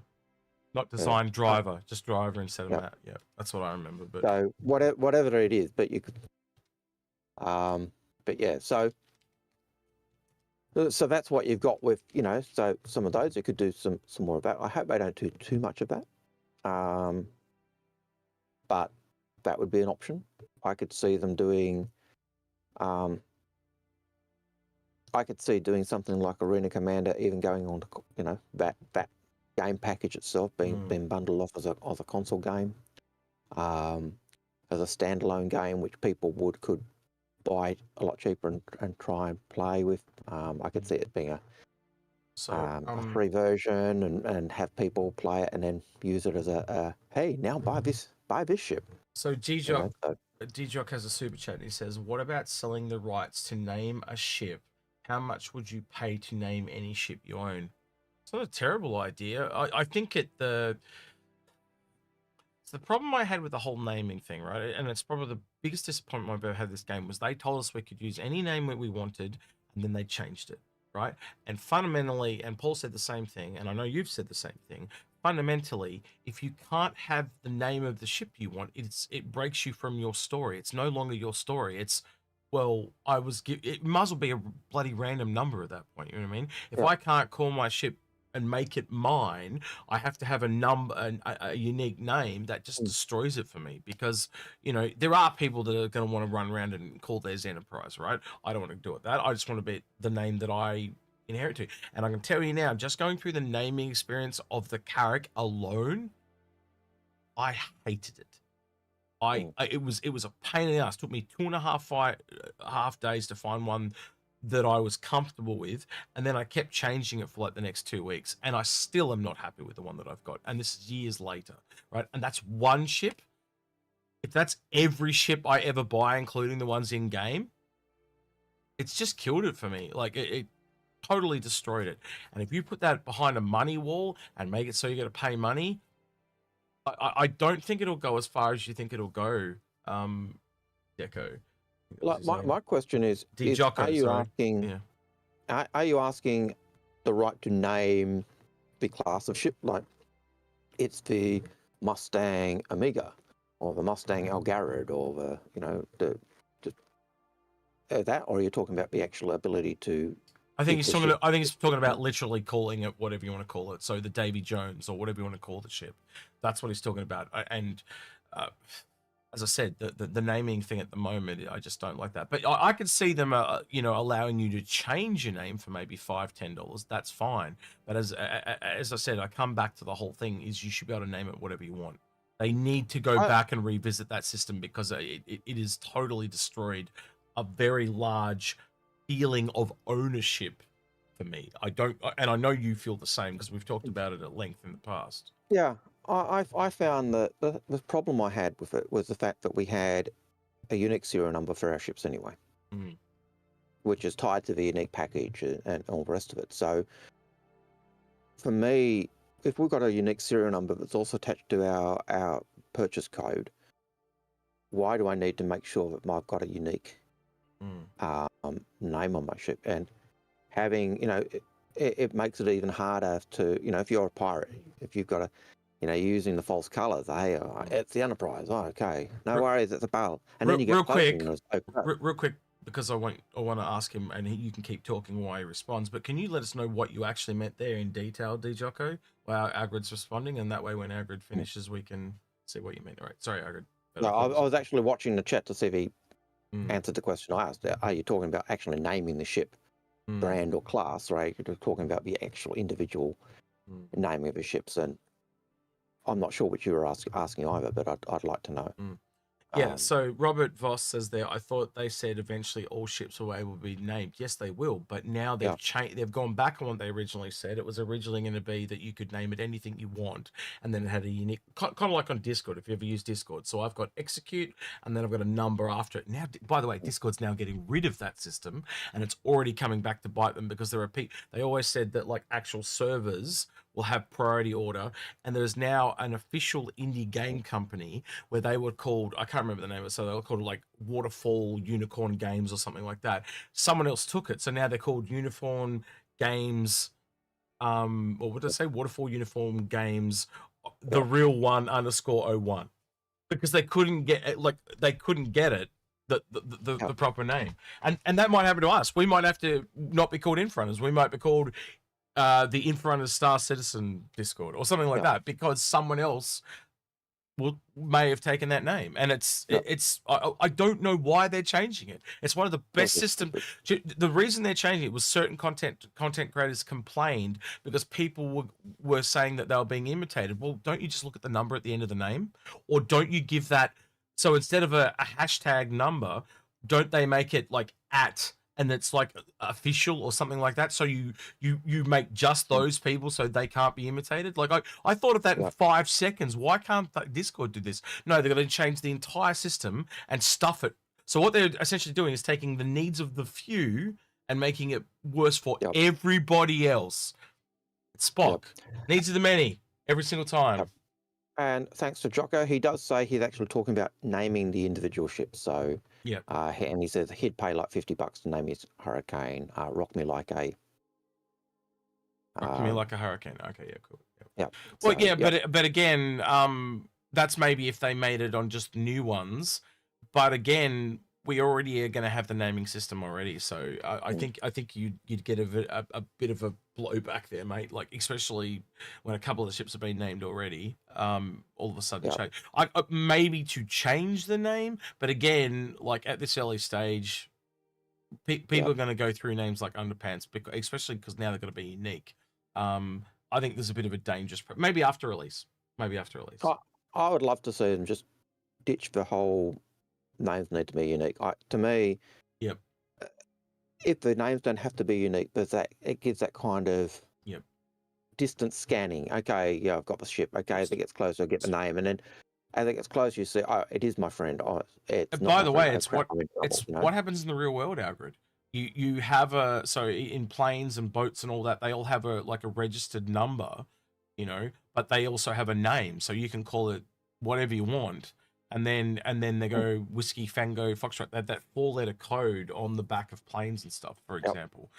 So it's the same thing. Like I just don't understand why they need to do it. It just doesn't make sense. What they could do though, actually I just thought of one, like they do on Discord, if you actually are a subscriber on Discord, they let you pick what that 4-digit code is. So for example, one of our friends, Diabolus, he has 66666. Which goes with the Diabolus theme. So yeah. You really need to go 6666. Well, he can't because it's a 4-digit code. I know. Yeah. But that's what he really needs. Yes. To tie with his theme. But yeah. So I struggle with that whole individual name being unique, especially when we've got serial numbers that are tied to our ships anyway. So so I'd like to think that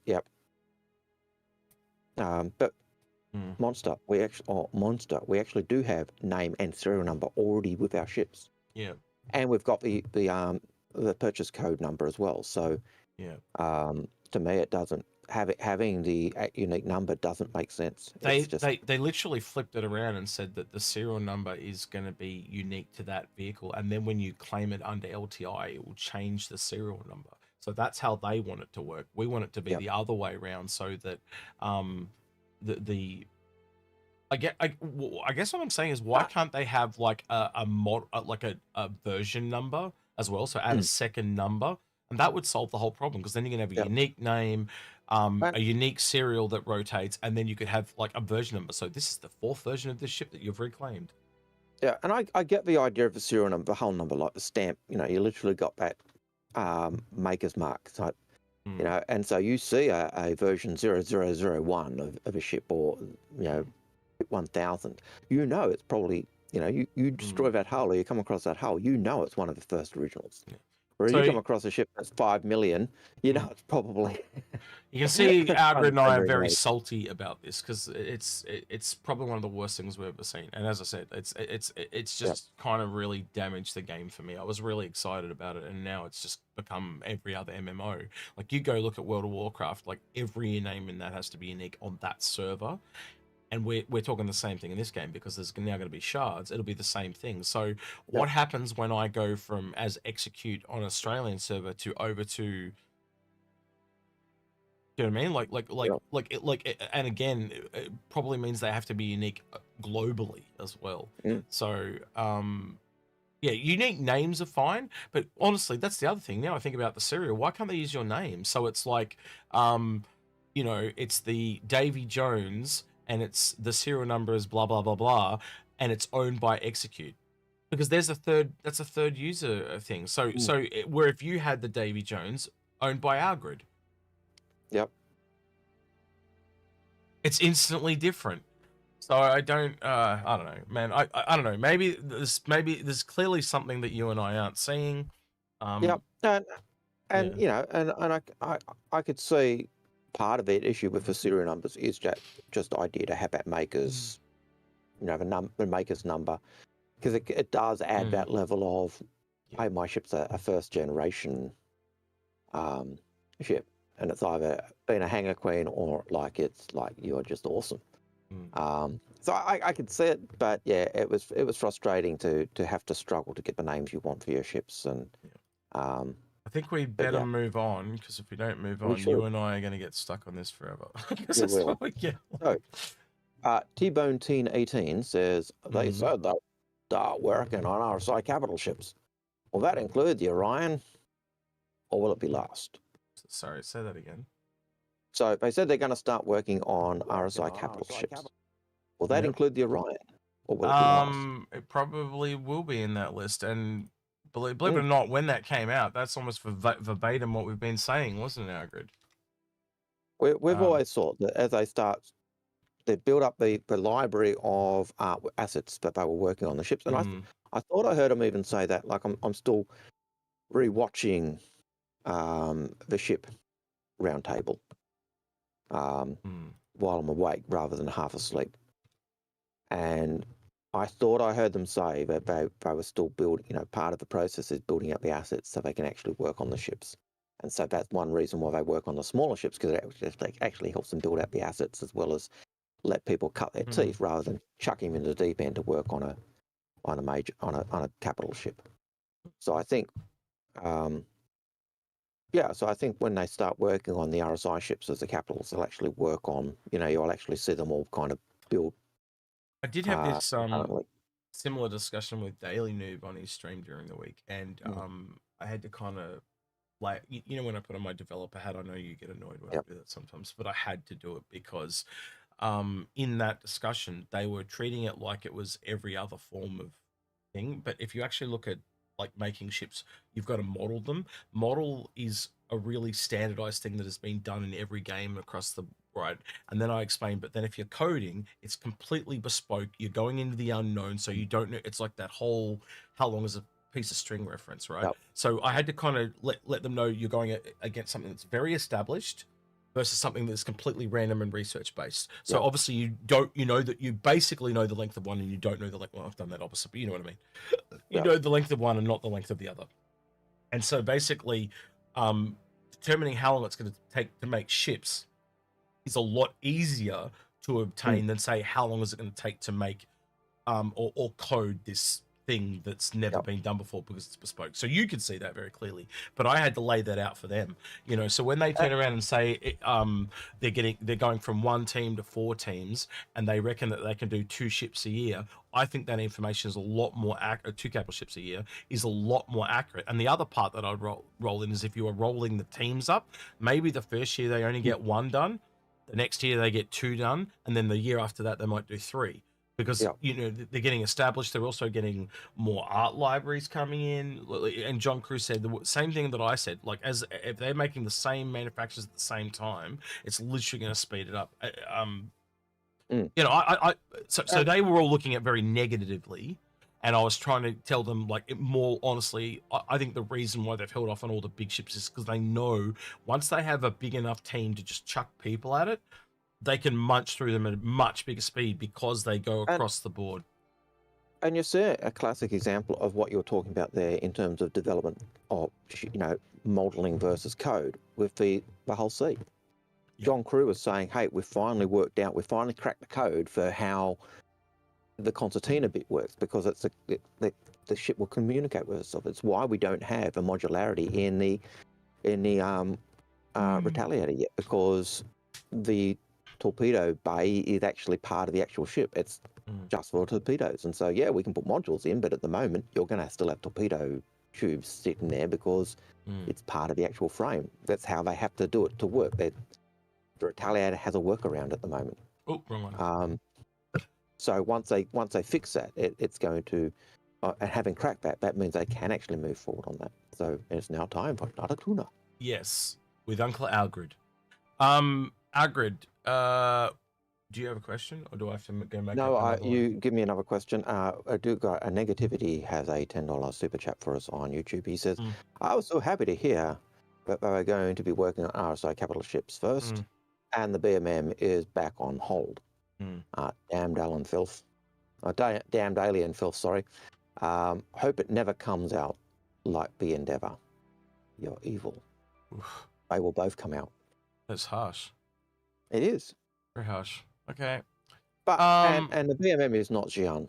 You know, hate alien Xi'an stuff. Well, you know, they're nice and cuddly and friendly, and you know, they're merchants. They're like Ferengi. They have lobes. It's lucky that he's on YouTube, because there's people on Twitch going, ban that guy. Right. I'm gonna have to think of a question. Yeah, I was actually looking for a question, but then we got sidetracked with questions. Okay. Yeah. So let me have a look, see if I can find one.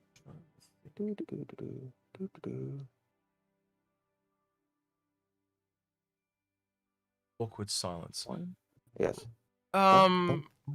It's hard to think of these trivia questions, to be honest with you. It is. I could probably do another original concept price question if you. I was thinking I had one that I might be able to do.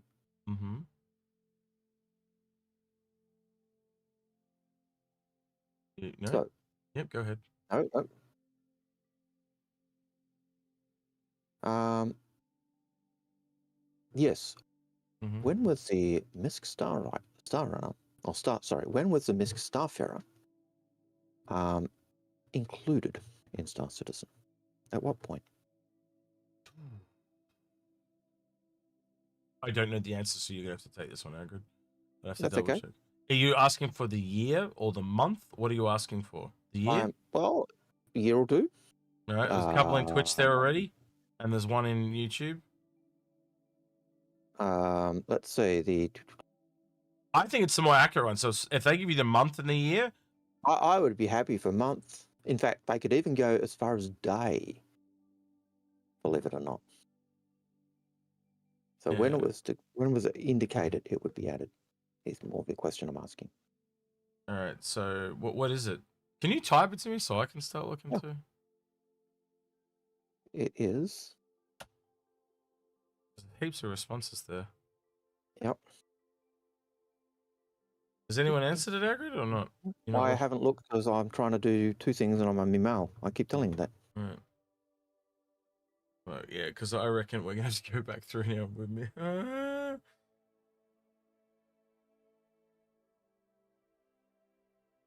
Yeah, you should have sent it to me beforehand. So, all right. I'm just going to see if anyone's got it. I don't think anyone's got the date. No. Wow.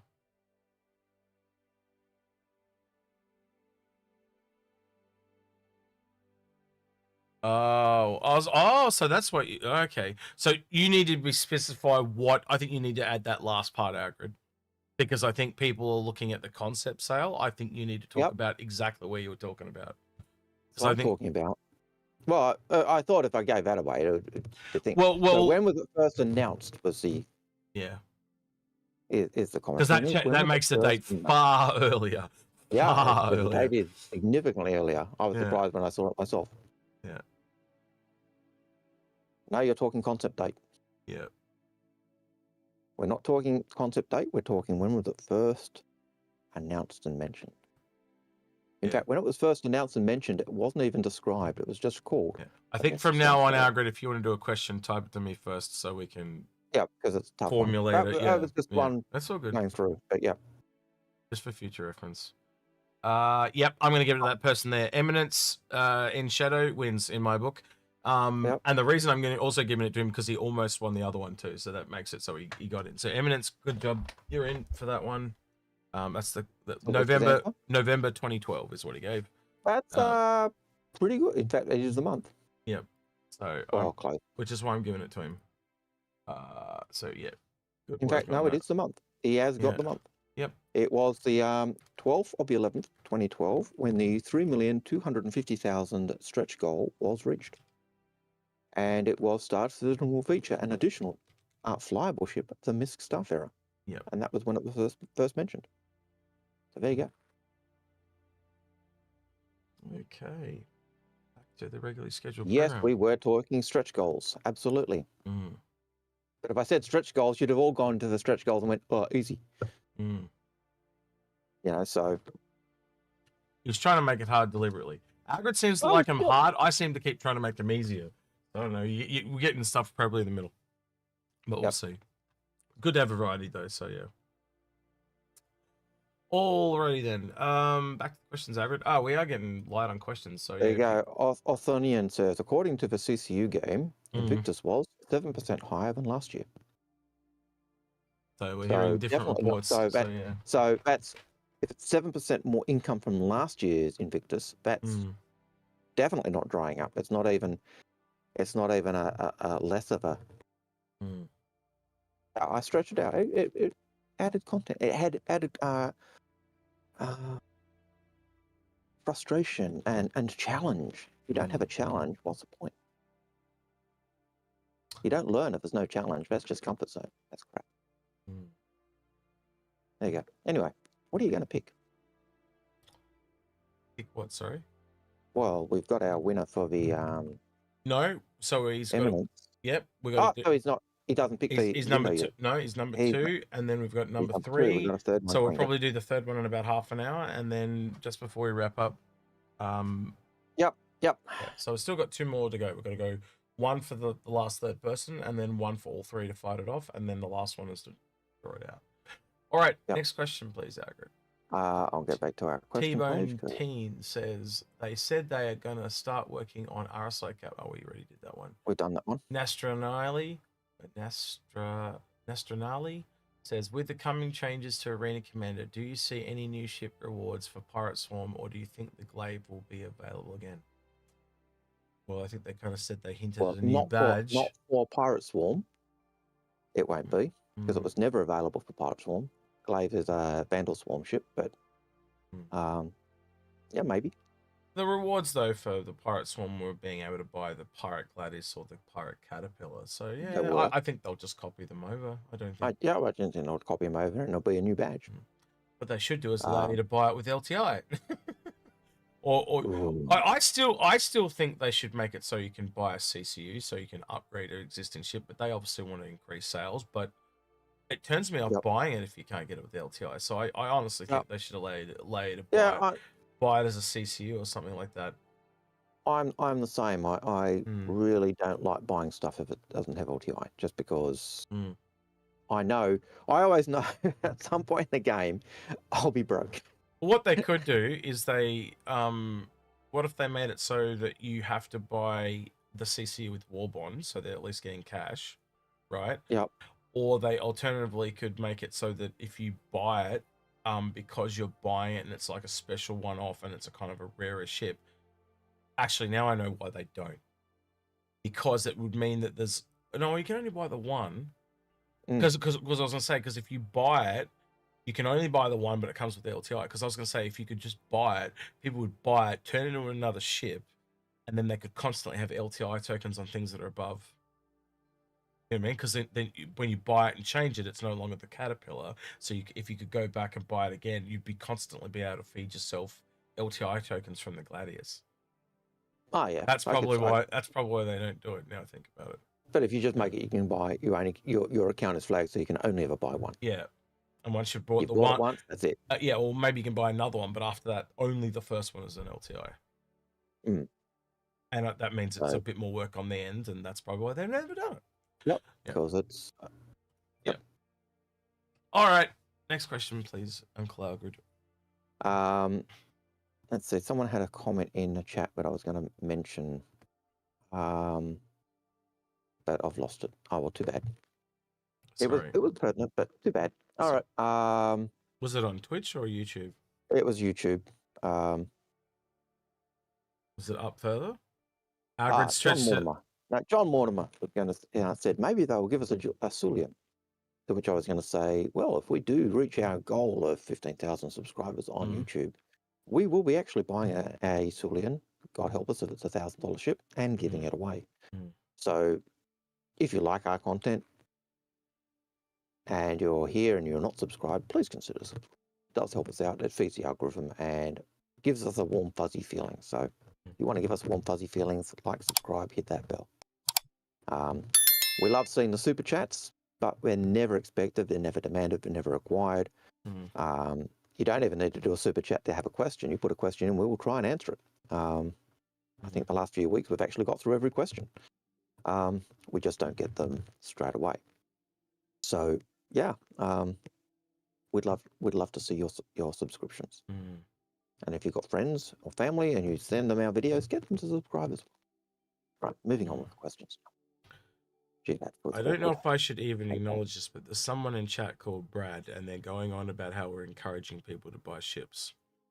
Should we school them? Because I don't think we do encourage people to buy ships. No. We encourage people to spend the money that they've already spent better. And anyone that is coming into the game, all we ever recommend is that they buy the starter ship or one ship they enjoy. We firmly say do not overspend. So yeah. In fact, we say don't do what we've done. Yeah. Learn from our mistakes. Yeah. And we don't, the only people, the whole thing behind Fix My Fleet is to, you know, okay, I've spent X amount of dollars. I've probably spent too much. How do I better utilize what I've spent to do better? Yes, you can also use it to, you know, buy more ships, but that's not what we do it for, Brad. We do it to curb the spending and stuff like that. So,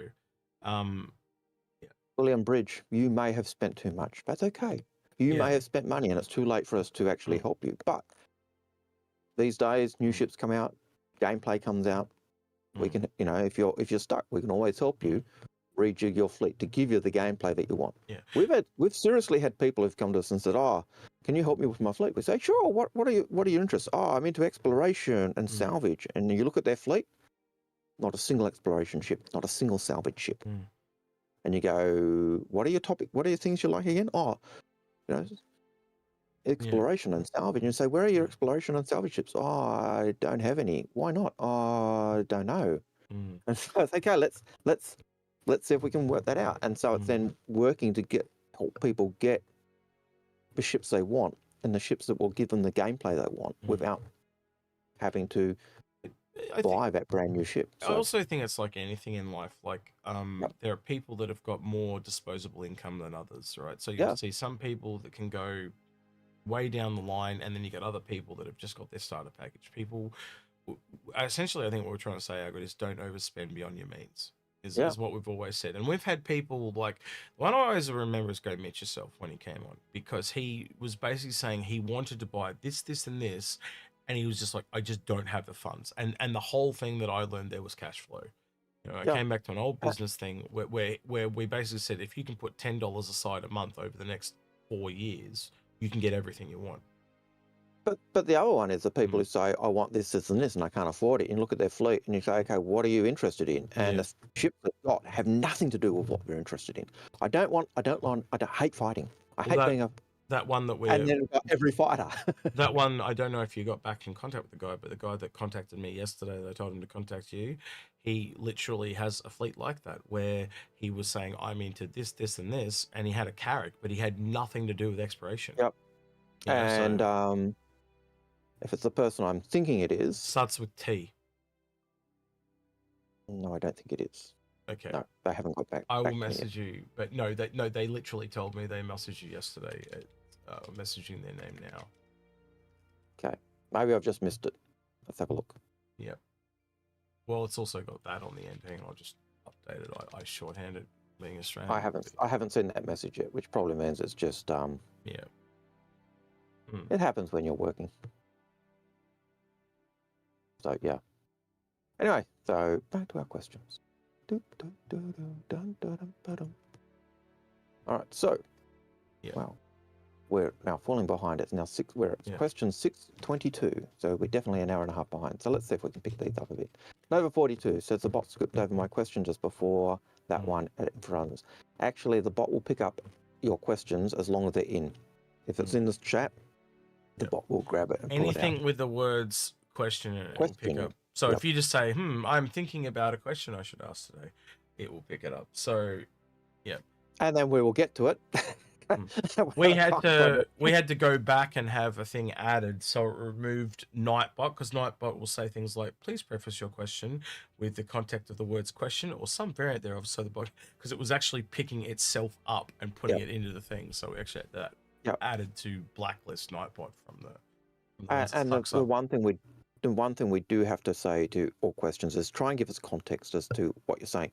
You may think your question actually has great context for the conversation at the time when you write it, and it probably does. But 2 hours later, it's like, shit, what the hell were we talking about? Later, we're going, what the hell? So we're not as good as some who can deal with the question straight away, and occasionally we'll grab a question out of chat or a comment from chat because it ties with what we're thinking or something like that. Yeah. But again, it's that looking at 2 chat streams at the same time plus our question chat stream, and sometimes we just can't do it. So yeah. So the next question is from Zaxus or something like that. Sorry, I've just butchered your character name. I'm glad it's not your real name. And they say, when they question the pledge price, should we also expect an alpha UEC in-game price to go up as well? So when they increase the pledge price, should we expect then alpha UEC game price to increase as well? I would expect so. No, didn't happen with the others, and I think it's more a marketing thing, the price increase, in my opinion. I think it'll tie in eventually, because it goes in with what Chris has always said. If you buy a ship at this price, then you expect it to be this price in game. But cheap ships will not increase as much as, say, a capital ship. I'll leave it under time will tell. So my gut says yes, but and 3, 2, 1. Nope, make a liar out of me. It usually takes him 4 seconds. Oh, there he is. He's back. Go ahead, Algared. Yeah, so I was just saying it they may increase, but like you said, they can do whatever they like, and they'll balance it. They'll do whatever they need to make it balance and work. Yeah. So Nova42 says, if a bot didn't copy my question to the list, can I repeat it? You can always repeat it. Didn't copy it, but it usually does. And see, that's just an example of it picking up anything with a question in it. Yeah. A Sambone, I haven't played in a long while. You poor thing. Is the game, in your opinion, at a decent enough state for me to return to playing? I can't really answer that question for you because I've always thought the game was worth playing. Even when we had Arena Commander and people were panning it, I was saying this is better than most AAA games we got out on the market. So yeah, I'm the other way, and Algared knows this. It's one of the reasons I've been able to keep doing it as long as I've been doing. And you see a lot newer content creators that have come, along over time, and we've seen people come and go that burn out. We've seen content creators pivot and create drama and stuff like that. And I'll say this freely, I generally play the PTU and then I don't play it anymore unless I'm going to hang out with friends and stuff like that. I've limited how much I play this, and I don't think it is a full-fledged game yet, just because most of the gameplay, I think it's a great foundation. I think it's really good for what it is, but it just doesn't have enough gameplay loops yet. But we're definitely seeing a lot more of that, and I'm always looking for progress, forward momentum progress, less backstepping. And the very, very rarely is there backstepping, because when they'll come out and say this failed, so the one I'm thinking of is like iCache. They came out and said iCache didn't work, so we're going to try this now. That's still forward momentum, because you had to do all that to find out that it didn't work, so now, I've got to do it this way. Yeah, and I think that's why I do think that it's playable, because I look at where we're going, and are there missions? No, missions are very basic, but you can still get in, you can still do stuff, you can still enjoy the game, you can still enjoy the universe, but you can actually see progress happening. I always got frustrated, and I said it earlier, that Arena Commander kind of stagnated move, but that was partly because they moved their test bed to the PU. I like that. One of the things I did like is that. I got a better idea, Quelsa. You can do the racing, and I'll play the Tuscan Raider. And I'll shoot you down as you go around the racetrack, because that'll be more exciting. I'm just not a racing guy. It's just not my thing. I like combat racing, but not racing. Also, one of the things I did like. Hang on, Riggsy, thank you for the tier 1 subscription for 3 months as well. Sorry, Algared, go ahead. I was going to say, one of the things I did like about what Disco said today was that Arena Commander can go back to being that test bed that they had originally, the thing it was originally intended, because that was part of it. It was not only the game in the game so you could practice without dying, but it was also where they could test stuff. And so I'm glad that it's kind of come back, and I'm glad they're keeping it in and developing it and moving it along and polishing it up to the level that it matches with the game we've got. So, but yeah. Anyway, I'm getting a little bit of static on your line, Algared. I want you to unplug the microphone and plug it back in. I think it might remove the static, just real quick when you get a sec. And I'll ask you when your microphone plugged back in. Did the mount turn up, by the way? Have you got the mount yet? Can't hear you, bro. Oh, yep. You've got something working. Yep, cool. So my version of that microphone, Algared, just telling you because I know you can hear me. It used to get static build up, and you have to unplug and plug it back in every couple of months. There we go. Okay. Yep, it's gone. That's definitely. Okay. That's definitely what fixed it. Cool. Right. Which is really sad because it's been like unplugged and plugged in probably twice since I got the new mount. So. Have you got it plugged into a USB 3 port or a USB 2 port? USB 2 port, I believe, because of the 3, it kind of doesn't like it. Yeah, it doesn't like 3. Yeah, so just make sure it's plugged into 2. Cool. And you're using the original cable that came with it. That's the only other thing. Oh, absolutely. Yeah, cool. Just checking, because definitely there was some kind of static there. I could hear it. I don't know if anyone else could hear it, but I could definitely hear it. So yeah, cool. Thanks. Yep. Right. Next. Nova42 has a question. Their question is, what are your thoughts on the Nomad starter with the increased price of the Titan and the Black? The Titan and the Nomad are now closer to the Black.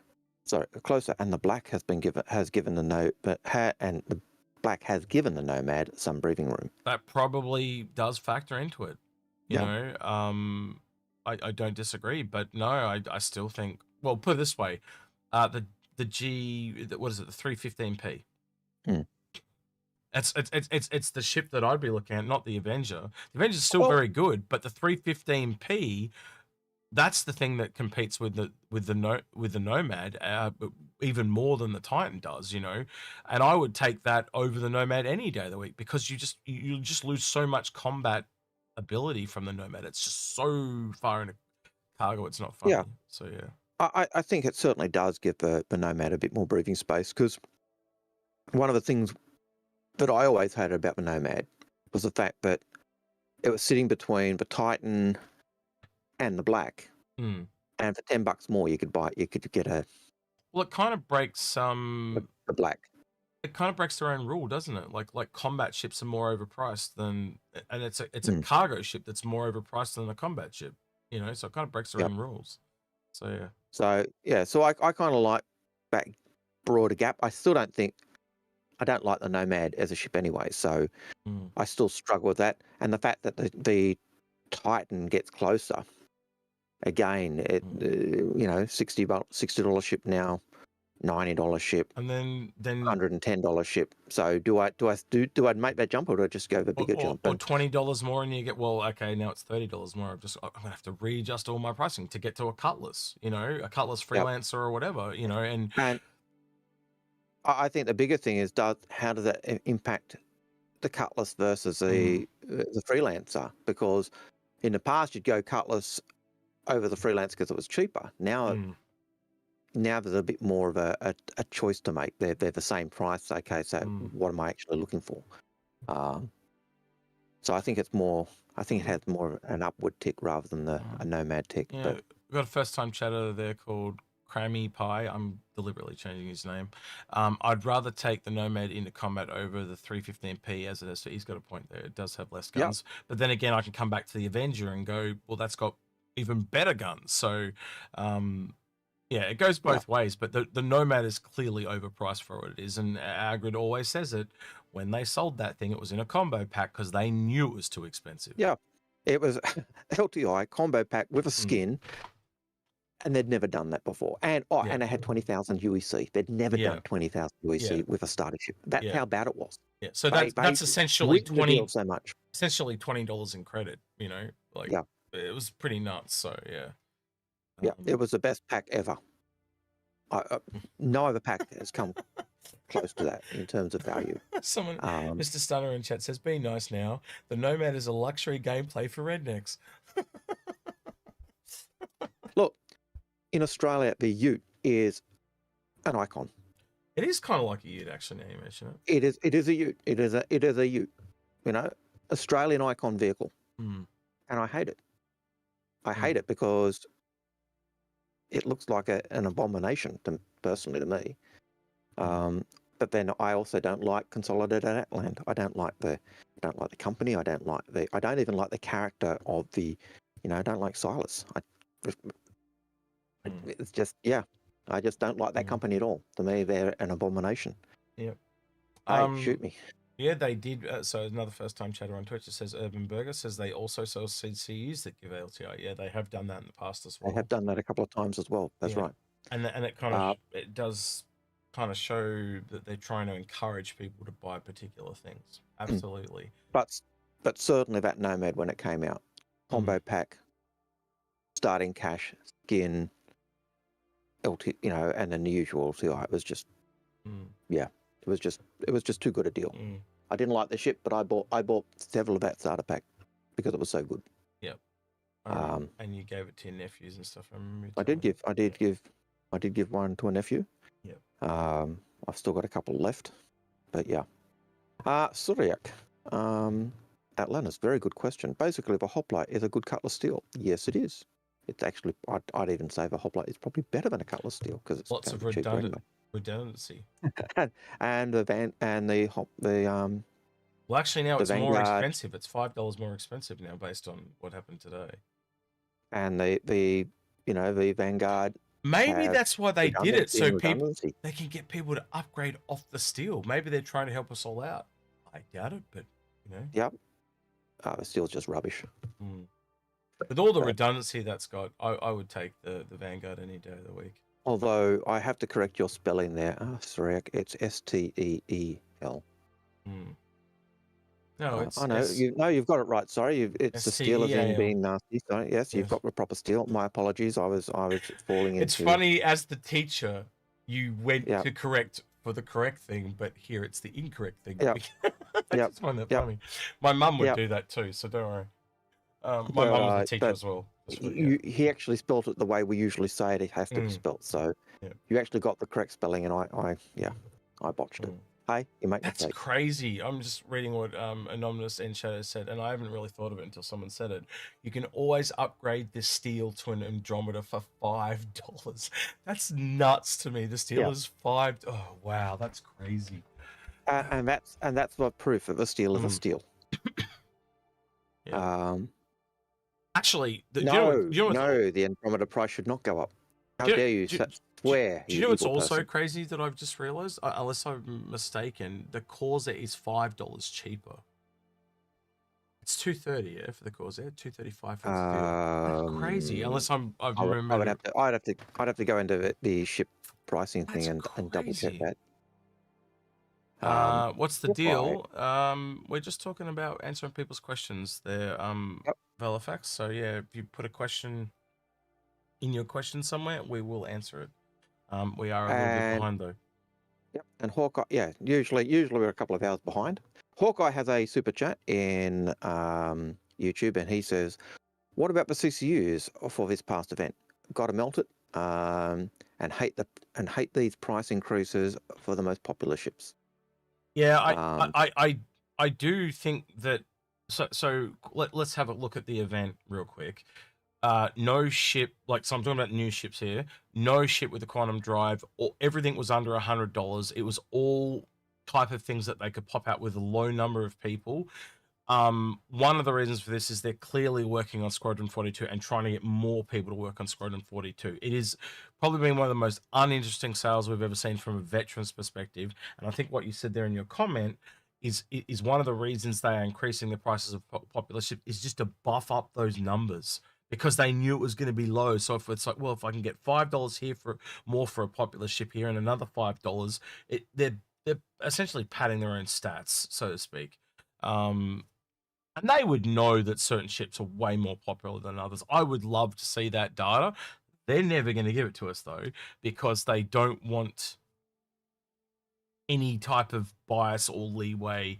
The only time we ever get to really see that stuff is the votes for best in show algorithm. That'd be the closest we get, yeah? Yep. And Yep. then we only get a top 16 that they pick, right? And then we have to pick, so we're only getting the most popular of 16 ships. But it's all, like the last couple of years, it's always been a Carrack and MSR and whatever the flavor of the month is. DMDR says the Corsair is 250. Yep. Okay, so it went up. No, it was, yeah, because it was 215 and okay, yep, and then it's gone to 250. So 250, but that's so still $15, not instead of $5. But that's still crazy. Yeah. Yeah, MSR's 260. What's that? Connie's 240. Is it? Okay, that's interesting. For some reason, I keep thinking 295, but I think that's with a game pack. Yeah, probably. So it's so hard when we've dealt with ship pricing for so long and so many ships have similar names. Well, the Connies had what 2 or 3 price increases in the time you and I've been here, so it's and even that guy's video, right, that we were talking about earlier, he would bring up like you could tell he'd Googled certain things, but the data he'd found was like 5 to 6 years out of date, and he just found one thing, but didn't look at the date and didn't follow up, and that's one of the biggest parts of mine and Agwa's job is, and I see it as a job, is correcting misinformation. Correcting errors. Half of what we do is correcting misinformation. And one of the things I really hate is when I'm watching another content creator and they say the wrong thing and I don't know whether to speak up or not. Because like, do I because I feel like I'm belittling them when I say that stuff, but by the same token, don't you also want to know the truth? So it's this impolite middle ground, and I don't know what to do. So generally, I might message them out after, or sometimes if I'm in a really bad mood or I'm tired, I'll just out and say you're wrong, because I just want the facts, and that's what it's like now. If we get something wrong, like just before where I was wrong on the Corsair price, I don't give a shit if I'm wrong. I want you to correct me, whether it's Algared or the people in chat, because at the end of the day, I just want the correct information given out. Yeah, and you know, we were saying sometimes we will seem like we're arguing. But like last week, that was pretty funny. And we're certainly not. You know, you don't want to be there for an argument that like we're like monkeys flinging shit at the zoo. Like and they do happen. You know, and not even Badges has been there for an argument. Badges has been there. John Citizen, I was talking to John about it during the week, and John said, "Yeah, I've been there for one argument, and it was terrible." So yeah, it gets like Australians are just, I don't know if it's just an Australian thing or just Algared thing, but we get quite. No, we're passionate. We're passionate. Yeah. So in the store, the upgrade window, the Connie is valued at 240. So there you go. That's interesting. I would not put the Connie priced under the Corsair. I'm not a pink fit. Yeah. Well, if you compare it to say the Aquila, it's cheaper, right? And it is, so the Aquila is 310. Now that does include your Ursa and your P52, but it's the Explorer, and the Corsair was priced as an Explorer. It does have the exploration tool, so that I think that factors into it. And when you look at the design doc from Jump Point, it's always compared to the Aquila and the 600i, not the basic. We are working. Sorry, Sandgraper said, "Why haven't we heard from John Citizen about mining recently?" Yeah, John is taking an in-depth look at mining, and we are looking at a show based on mining. Also, not next week, not the week after, but the week after that, we actually have a mining guest on the stream. And actually next week, if I've got my dates correct, Yo Silas should be joining us as well. And actually, you've prompted me to remind something else. This week was actually meant to be that, I don't know, what do we call it? It's not a charity live stream. What do we call it, Algared, with the cutters and stuff? Yep. What do we call that? Yeah, it was meant to be this week, but I forgot to kind of advertise it or talk about it in my Invictus Haze. And, so that probably won't be next week, but the week after. So we have a bunch of cutters to give away to people that don't have the game. I guess less fortunate. I don't like to call people charity cases or whatever, but like the people who don't have a game who you think would benefit from a game, and so people like fathers and sons. Like we had a father come on who wanted to ship for his son. We had a guy come on and he wanted to ship for his wife. That type of thing. To your best friend might not be able to afford the game, something like that. So we've got 8 cutter. These are thanks to CIG too. They gave us 8 cutter packs at the end of last year with LTI. They matched us cutter for cutter. And we gave 8 away at the end of the year. And then when they got round, they gave us a little bit late. I think it was like around New Year's, wasn't it, Algared? So we just held on to them. And we just said we'll give them away at Invictus. So yeah, we've got 8 to give away. And if you want to give away ships too as well, there is a ships giveaway channel on the Discord. I'll get the exact name for you. It is called. Yep. So if you'd like to assist and add to the number of ships for that giveaway session that we'll do, ships. I suppose that ships 4 giveaway with the number 4. If you go into that channel and just say, I've got this ship, and you can at me or Algared directly, and we will add that to the list. I would prefer to change that to packs for giveaway. So starter packs for giveaway is really what you're looking for. In terms of not always, because sometimes, like I think last time someone gave a cutlass away. So it's just what people are happy to donate. And again, we don't mind taking ships to give away to people who are less fortunate, because generally we don't. We've had so many people offer us ships over the years. Hey, do you want this to give away? Blah blah blah. And we generally just never felt comfortable with it. But if it's going to someone, we had people. If it's going to someone less fortunate, so to speak, I have no problem with that. I know we had people who said, "Hey, I'll upgrade the pack to a Gladiator to whatever ship." But if we're looking at doing it for that episode where we're doing the giveaways for people who don't have a game and giving away game packs, giving away a ship to someone who doesn't have a game pack is superfluous. It doesn't. If you're wanting to give away something for that episode, then please get a game pack and just a starter pack. It doesn't have to be massive, just to and that works though too, Algared. If they want to take one of the cutters we've got and upgrade it, I'm totally cool with that. So if you've got a CCU that'll work off a cutter to something else, that works as well. And we did that ourselves, didn't we, Algared? We upgraded a couple of them to cutlasses because they were, talking about, I want to do this with my son, or I want to do this with my wife. So I remember the wife one. It was really funny because he had I don't remember. He had like an Avenger or something, and so the wife ended up getting the better ship. I just thought that was really funny. The wife had the better ship. I did see a question in chat, which I want to deal with now, because someone was asking, where's the Ursa for the Andromeda?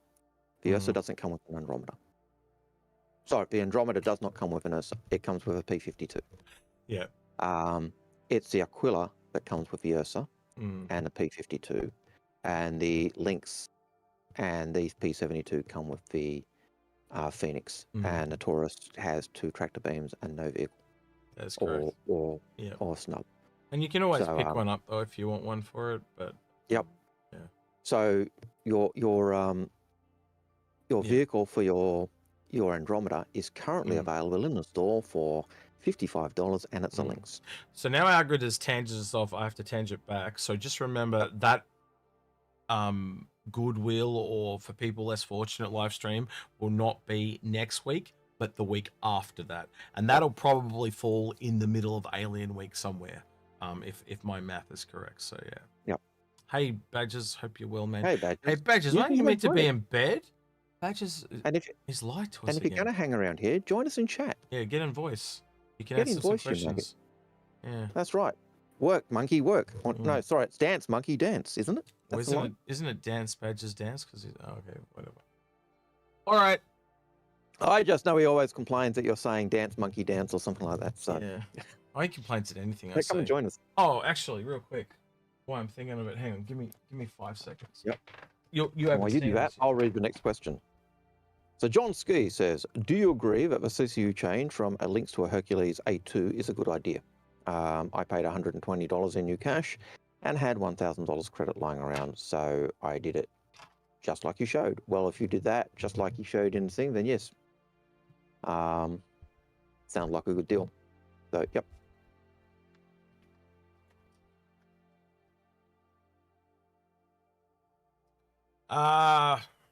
Sorry, just realized the thing. Welcome, Badgers. Glad to see you. Next tuna How you question. going, mate? Next tuna question should be. I should have done it 5 minutes ago. Hello, hello. Hey, Hello, buddy, how you hello. doing? Hey. So you saw Yeah, this. good. You've seen this already, Badges, but Algared hasn't. So I made this for Badges, Oh, very nice. and then he wanted a few Yeah. more, so I made a few more. Yeah. So Greedy bugger. Basically, I've turned Execute into my own little yeah. private 3D printing press for merch. Yeah. So, That's right. yeah, but that's to great. get them, he Good has to go through living hell. He's gonna meet my mum. Yeah. Uh, I was going to say, not only that, I have forced Execute to send a relative to the UK, yeah. so I don't have to pay the taxes on it. So, ta-da! Yeah, no, my mum happened. I only found out a couple of days ago. My mum's actually been going on a big holiday to the UK for as of next week, and I was like, oh, okay. And Awesome. and then it turns Yeah, out man. she's literally driving right past Badges' house like multiple times when we Yes. looked it up on the map. And I'm like, yeah, do you mind meeting my mum? And he's like, yeah, no worries. Here, But Mum, little take does these. he know, mum was happy to take him too. So, yeah, I've got to pack them up. Yep. The other one that you haven't seen, which I've still got to do a bit of tidying up on, but I think this one turned out really nice as well, is Locum Plays. Yeah. Kind of happy. And like, if you look real close, it's actually even got all the shading and the letters and stuff like Oh, that. I So, could do that. yeah, so it's It does look good. a bit of a complicated one, but I've still got to tidy it up a bit. But I hope Loken likes it Yeah. as well. So yeah, that's going to Badges, and then Badges is going to send them on to Loken and a few of the other. At this UK rate, we'll boys. need to update the you're going making work for yourself because you don't have to update the Inforunners one now and make it as spiffy. just so we can have a 3D printed one. Just to respond to Limited Respawns in chat. He says, I've never actually written Badgers before. It's because my full online nickname is normally Badgers Nadgers. Yeah. And the great thing about that nickname is the only time it's ever taken is when I forgot I already have an account on whatever I'm signing up for. So yeah, that's good. I'm probably burying the lead here or whatever, but yeah, Limited Respawn. I was going to get Mum to bring those to Badges, so yeah, he's going to get some of those. Badgers, do you happen by chance to have a Star Citizen related trivia question you could ask? Or something nerdy around the house. Or something nerdy around the house you Yeah. could show and ask people what is it? Yeah, so you haven't been watching Not-A-Tuna, have you? Wait, hang on, I better get this off here. I have not. Yeah. Oh, So Stand by. we are I'm running. going to go and find some stuff. Not-A-Tuna. Do you have a camera though? I do. Oh, it's gonna make it hard for me. I'm gonna have to. Yes, it I'm gonna does have to- mean you have to get dressed. Yes. I can turn on 3 cameras, and obviously. How it's long gonna- are you boys going on for? What are we at now? We're at we're at 8:30, so probably another 2 hour and a half, hours, hour and 2.5 hours. 40. Yeah. Oh god, yeah, far too long for me because I am just about to go to bed. But I shall see what I can find you in the meantime. And when you're ready, But I'm just. that's okay. In when fact, you're are you ready, doing a we'll, Not-A-Tuna next week? We do it every week at the moment. Yep, So it, yeah. it's become Well, a thing. I tell you what, I shall find you something for next week. Save me. Oh, we're after something now. Yeah, here we need. Oh god. Like we're literally at a point where we want a question for Not-A-Tuna. So it's got to be something geeky or Star Citizen trivia related. Yeah, so like the one I did today was what was the original concept price of the 890 jump, and then I actually had it wrong myself. Oh my god. That's And okay. then- It was okay. We had it covered.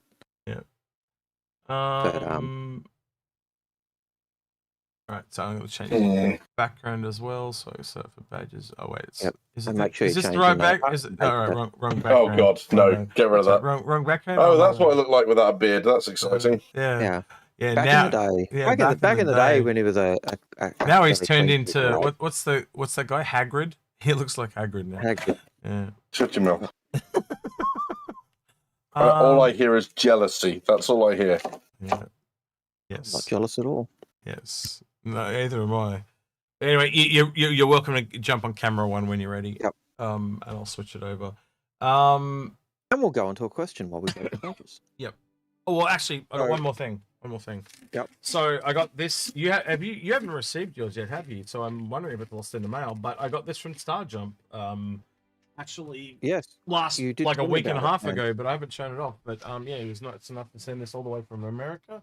It's got like the big reproduction on it, and yeah, I think that looks pretty damn sweet. So yeah, It does. I'm really happy with It that. does look sweet. And No, I I put it up in haven't seen one yet. It may have got swallowed in the mail. Hmm. I hope not, but Well, I hope not too. But I'm going to say, and Grim, if you're watching, I was not happy how this was packed. They had it in a tube with the cap on one end. Now, usually in Australia, they have a cap on both ends, but it didn't have a cap on the other end. It just had a piece of sticky tape. So, if any people water or use your printing anything, for you, yeah. So you might want to get onto how they're packing them for you, Grim. But Grim did say he's about to move to a different Yep. person. whoever was sends them. publishing, printing and sent packaging them and sending them to Yeah. did a shoddy job. I need somewhere to set this. But yeah, Northern Trooper. Another question to ask: how many thrusters does this ship have? Which ship are you talking about, Northern Trooper? No good asking us those questions if you don't know the ship. So we'll move on. I just had an idea, Agard, and I know it's a bit off the cuff, but look, I can print Not-A-Tuna and just put it there. Ha! That's what I'm going to do. I'll do that during the week. Not-A-Tuna. And I can have the little fish logo on there and everything. I'm a genius. You could even print the windows. Give me good ideas, Agard. That's the and then get genius the picture idea. on the back Yeah, and of I can have the like little handles to pick them up and everything. And if we put blue tack them onto the back, so you just turn it over. Oh, That's not a terrible idea. Not a terrible idea. that means he's thinking about it. Yes, I am. Now you've given me something to do all week. That's actually kind of interesting. All right. It will work. It will work. All right. Give us something to do. All right. All right. So Northern Trooper, nope, don't know the answer to that one because we don't know the ship. So put it into chat for us, and we'll try and work out what ship you're talking about. Yeah, to answer context. how many thrusters does it have? Yes, context is a beautiful thing. A limited respawn. That's the first question I've known. Well, there you go. Right, this is like your 600, your 890 jump. Hang on, Badges is trying to talk. Badges? So unfortunately, you're a little bit out of luck because of the stuff I have to hand, it is not. Oh no! Hang on. Disregard. Carry on. I'll be back in a second. Okay, he's found something nerdy. He found the sex toys. Yep. Right. Oral Zalinto. Pretty sure I butchered that name. Yep, sounds like it. That's the first question I've been in chat for and not watching the video later. Well, glad you were able to be there for the chat. We've got another question or thing coming up. So I hope you're still around. Yeah, once Badges gets his... John Mortimer says, should I buy a glaive? I think I earned one in Vandal Swarm in 318 when I couldn't get it in when I couldn't get into the PTU or live. But it's completely bonkers, impractical, expensive ship. Yes, it is a completely bonkers, impractical, expensive ship. I don't have one, and I don't recommend one. The blade's even worse from that perspective. But even the scythe, like, look, the whole reason I didn't buy the scythe when it was very first available was I basically looked at the price they wanted on it, which was $350 at the time, and then I looked at the Super Hornet, and the Super Hornet had better stats, and it was like $180 or something at the time, around that ballpark. And I'm just like, why am I going to pay more money for a ship that, So realistically, but that said, now going that back was to FOMO. that was The FOMO. pricing of that was FOMO. Yeah. And that ship has now skyrocketed in value though because of what happened. But at the end of the day, it still wasn't worth it. In my book, anyway. If you're looking at it from a money proposition, as in, yeah, I could have made a whole bunch of bank from it. Yeah, I should have brought it. But as a flyable ship, it's not really. No, you know, it's not. It is supposed to be. The Scythe is supposed to be better than the Gladius, but being trumped by the Hornet. Yep, that's exactly right. It's kind of the way Star Citizen, certainly the UE ships and the Bandle ships were being built, it seemed to be of this arms race. Blades, Gladius, Scythe, Hornet, Glaives, Super Hornet type, that type of thing. So, someone says Defender is the only one I own, and it's basically my daily driver. Yeah, the Defender. Yeah, I would agree with that. The Defender is the best alien combat ship fighter thing because of the beds. It's essentially a Saber with beds. Yeah. It's basically the equivalent of Saber. It's a long range fighter, and I know they talk about it as being a light fighter, but a light fighter with a bed, it's long range, and that'll change a little bit too when armor and stuff comes online too, because they'll change again. But and when it first came out, the guns on it were awesome. It was fun. It was so much fun to take that into Arena Commander. I know we both had a lot of fun doing that in Arena Commander with the Defender. It was just long range. And it'll come around again too, because right now there's no kind of reason to have the second person in the ship. Like, it just doesn't make a lot of sense. So you can tell down the line, it was originally in the concept, it talked about it being a sniper ship, didn't it? So like one person's flying. But my whole thought was, well, why isn't that a turret? But it's not. So obviously there's something that we're missing that's just not in their gameplay wise yet that they'll probably come back to and fix. And the other thing that the Defender has that is unique is it's got the phalanx shield system, which is Tavaran. And that's supposed to mean, they've got this massive shield that kind of shift focus. And I know the way it was currently in game was it was a shield that would absorb 100% ballistic and 100%. You do have to face it in the right direction, though, don't you? It's a directional shield, so it's the similar one on the Prowler. That's the one. Yeah, I had P, but I couldn't remember the damn word. I was going Phoenix, and I'm going, it's not Phoenix. It's a Prowler.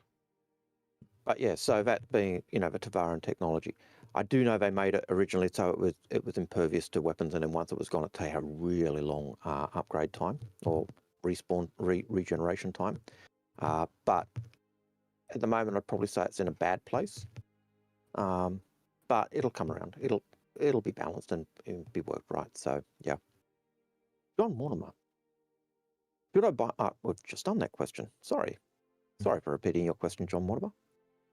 But yes, we agree. The Glaive is an impractical bonkers ship. But if it's the ship you really like, in the end of the day, you don't have to repeat the answer too. Go on to the next question. Silly. Sorry. Repeating the answer. Keen Gillidax. Important question. Oh well, I'm assuming everyone's question is important. That's why we try and answer every one of them from our point of view. While you could barely hear him talk about being able to mute people, while you could barely hear him talk about being barely able to mute people, so you think this means they'll soon get PTU mute player option? So in the Arena Commander, you were saying the ability to mute people in the episode. Do you think that means we'll get an ability to mute people in the PU? Probably. This probably is a sign of things to come at the very least. If you take the view that it's a test bed, then yes. So I think they'll see how it goes, see what happens, and that's it. Yeah. Let us know when you're back, Badgers. By the way, I am back. Are you ready to go? So you may well have done this, but the only thing I can think of off the top of my head is. Do you want to write it to me first? And then no, it's to do with the Perseus. Okay. Obviously. Okay, we Go probably then. Have we done Perseus we related have things? No, we left anything them all for you. Perseus.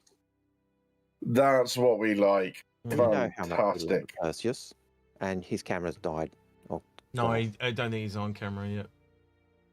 Okay. I'm literally going to do this and then I need to go because I Yep. need to go to bed. Yep. But okay, so a particular tactical victory over the Vandal led Admiral Bishop to demand the return of the Perseus to production and the UEE Navy.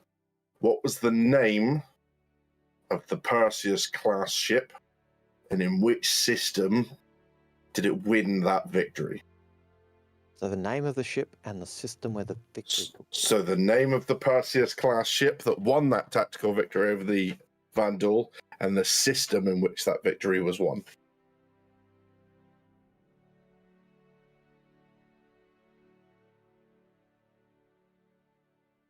Let's see if we can get anyone. I hope you're looking at chat because I'm not. Someone saying Thunderchild was the name.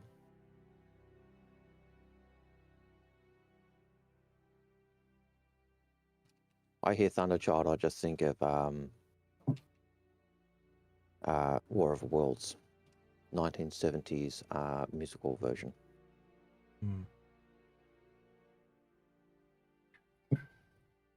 This ship was damaged almost beyond repair in the process.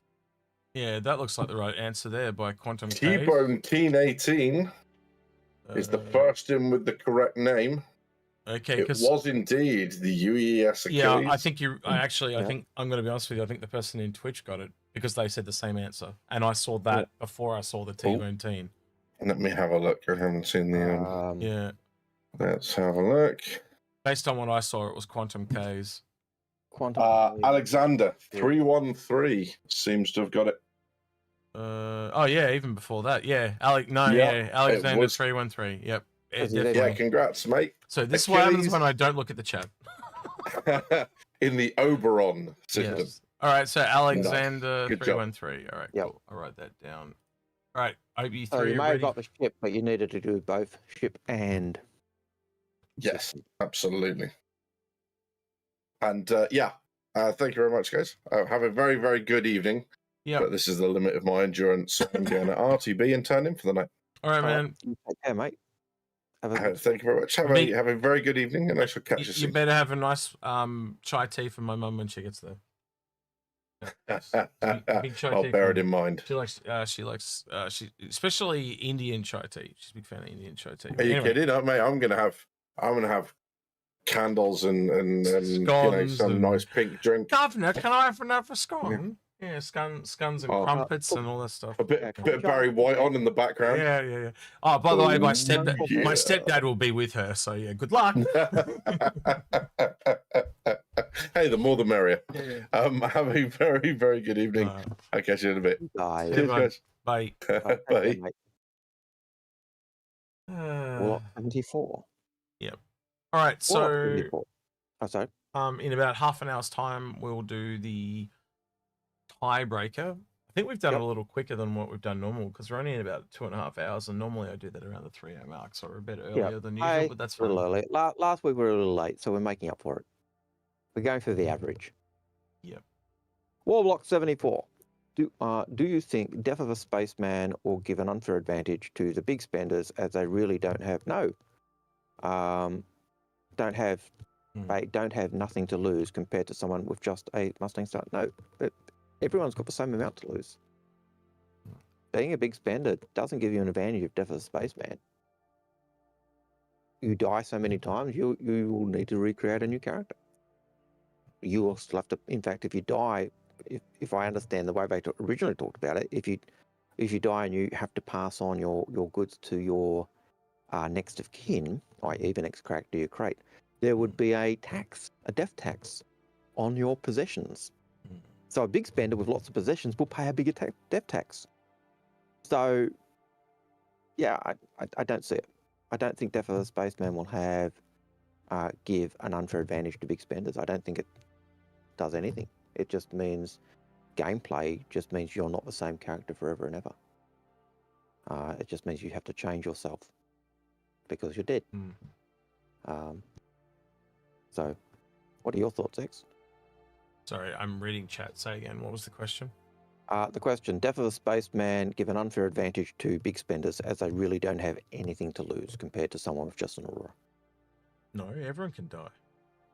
Everyone dies. That's You know, I don't see it. you're not always going to be in a bigger ship, and also, aren't you also having to have more people run that ship, so it's more cost, there's more outlay, and another big ship can take out another big ship. Can't a smaller ship be faster and more nimble and run away? Yep. And they also talked about, you know, back in the day, I can remember talking about, you know, death tax, you know, and a reputation hit. Yeah. Everyone's got that same situation. If you put yourself in a situation you die, well, you die. That's why Arena Commander is going to be awesome for you being able to practice racing so you don't smash into things and die. Momo in Space, thank you for the subscription with the Prime. Appreciate it. Awesome, thank you. So, yeah. Limited respawns. Question. Now that Invictus launch week, Inforunners lower wall bonds is complete, what CCUs are we expecting in Alien Week? Oh, that'll just be, well, again, it's random. Yeah. So they'll probably, if they do a different alien manufacturer every day, they could have a different one that way, and then they can probably have ones available at the end. And I think the other thing that was interesting about this Invictus sale was the first time they'd repeated the ones that were done during the week. I hadn't seen that before, so if that's a running theme, they could probably do that again. Yeah, I don't know. You know, you go look at where a lot of the alien ships are. Like, some of them will work out, some of them won't. You know, you got a Defender at $220.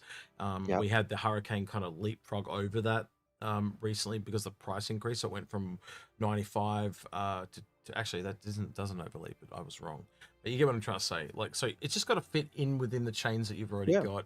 And any CCU that comes out that fits into any chain you've got is a valid CCU to apply.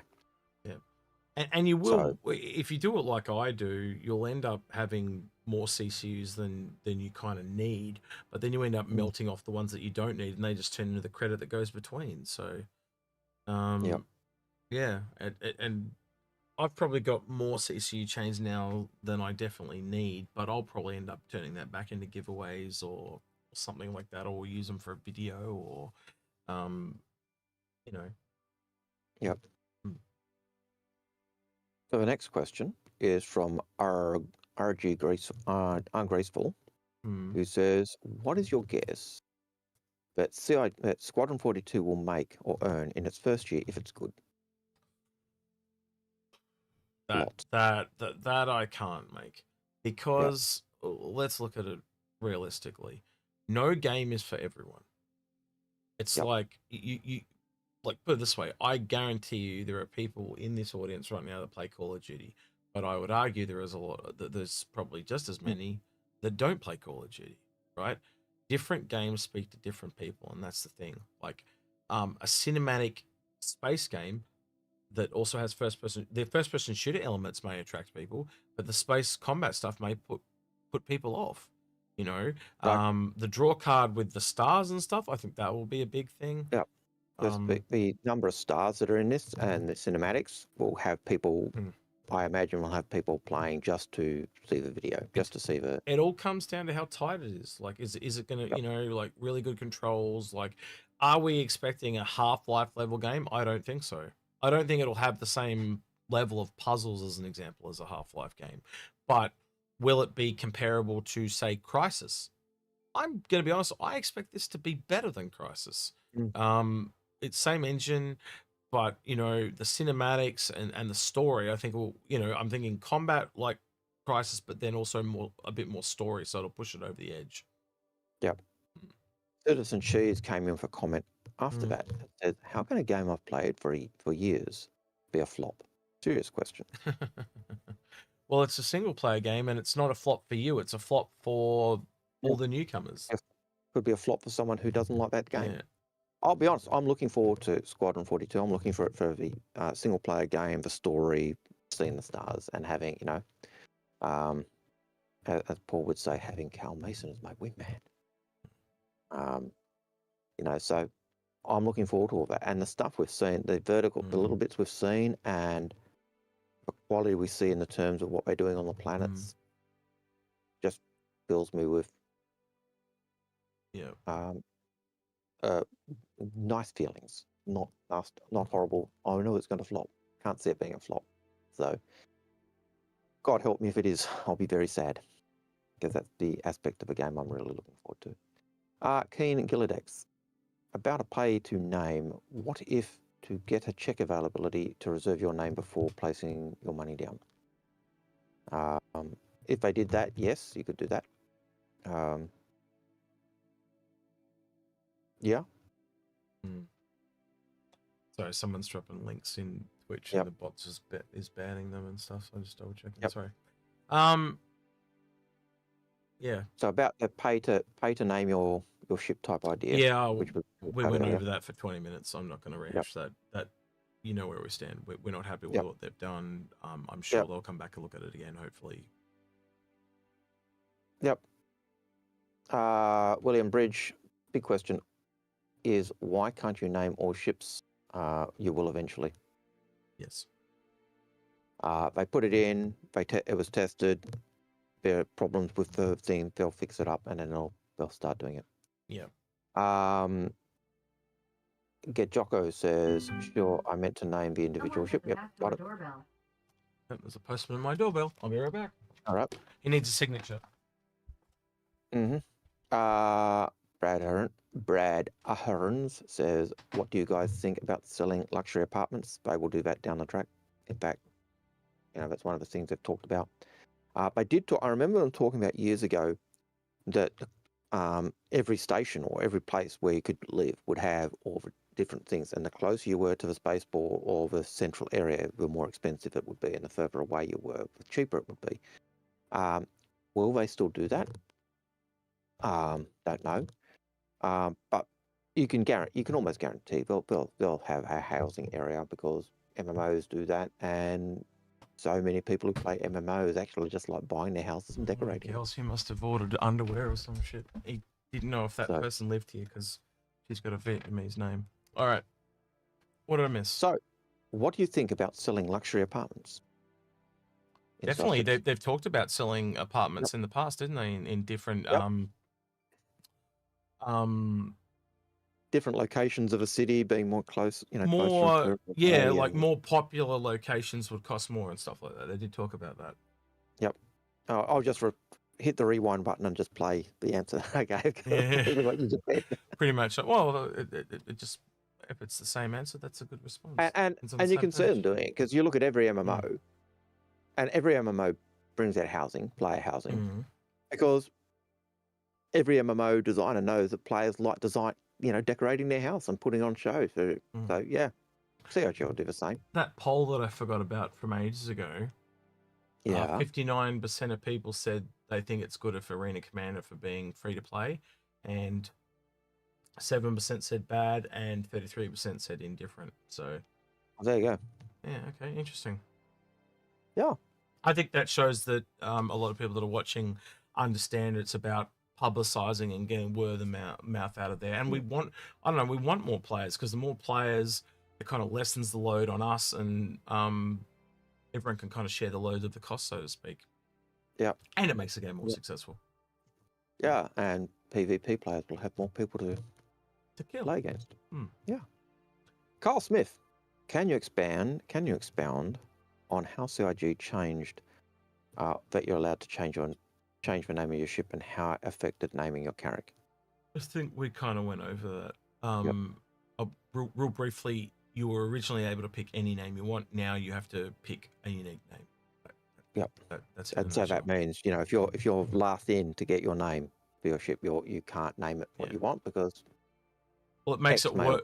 It makes it worse too, because they now have it in waves. So you don't. It's not like all free for all, and you can jump in and you're the first person to name it. You get it. You've got to sit there and go through all these waves to get to it. So the further down the line you are, the worse it is, and it's just kind of not fair, because if you happen to buy the ship a year behind someone else, And I can see the fairness of it. I brought it forward, so I should be able to name it first. But by the same token, they originally promised that we could have any name we want. So it's all, it's more to older people where they've changed the system on us. And people would buy things, melt it, and buy it back. So it's actually sent them further back down the line.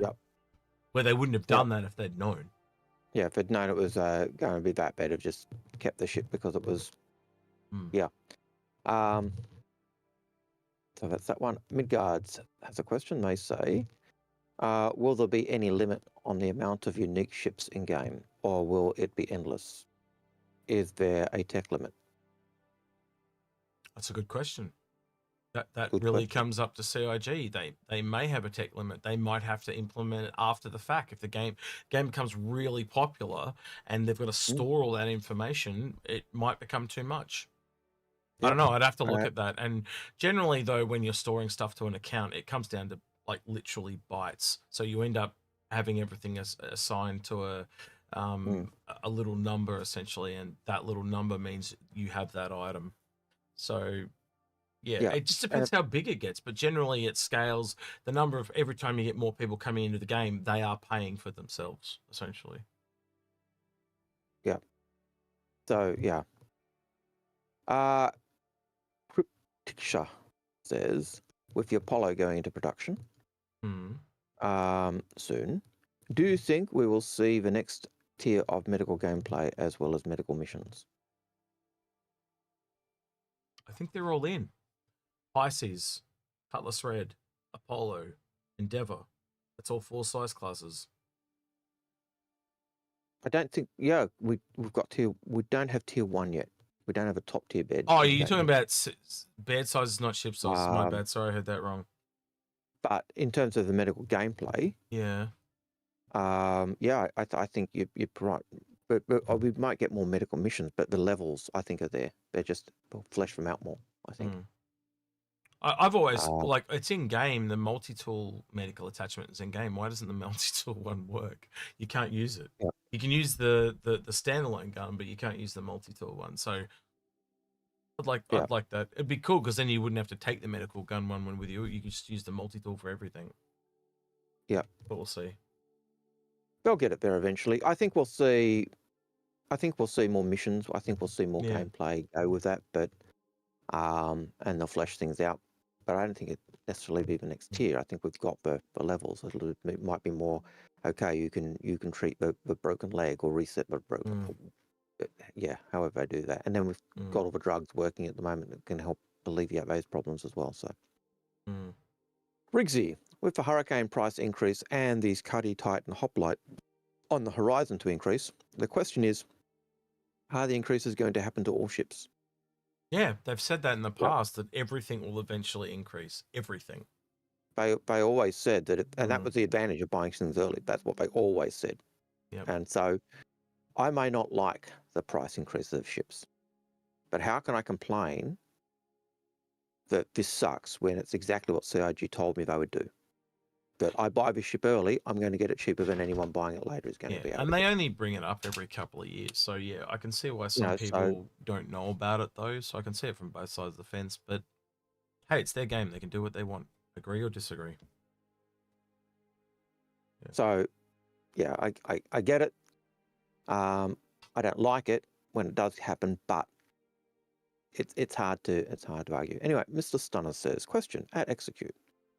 Was your development modeling coding insight referring, for example, to CIG lining up multiple RSI ships to finish off by having multiple mutual assets worked out, or were you referring to something else? I actually replied to him in Twitch chat, yes. So you can skip that one. But yes, it was.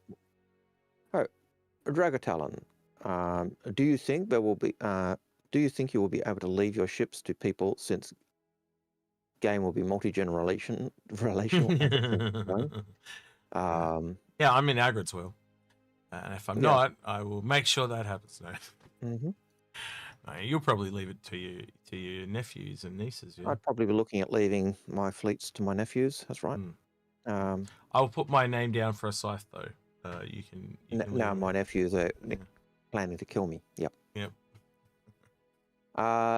Dave Loby says, have you heard anything about new, not yet announced alien ships? I love them. Would like to see more of them, more alien stuff in game. Yeah, so the Saulian is what we've heard, and the Raelian means to carry without issue, so Len means without issue, and the Saulian, so Sauli means fly, so to fly without issue. And you tell them what we speculated.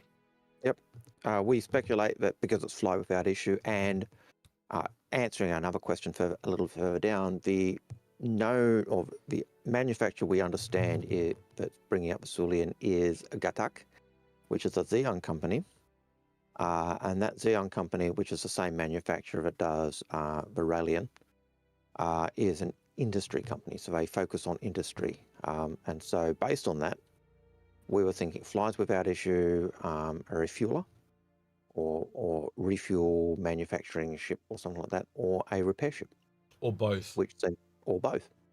So we did toy around with it being a taxi cab or a passenger transport or something like that, but that doesn't really, for us, doesn't fit as strongly into that idea of it could still be, but it just seems a lot less like, so it's where you kind of slot it into, because the repair and refuel for me works with pyro.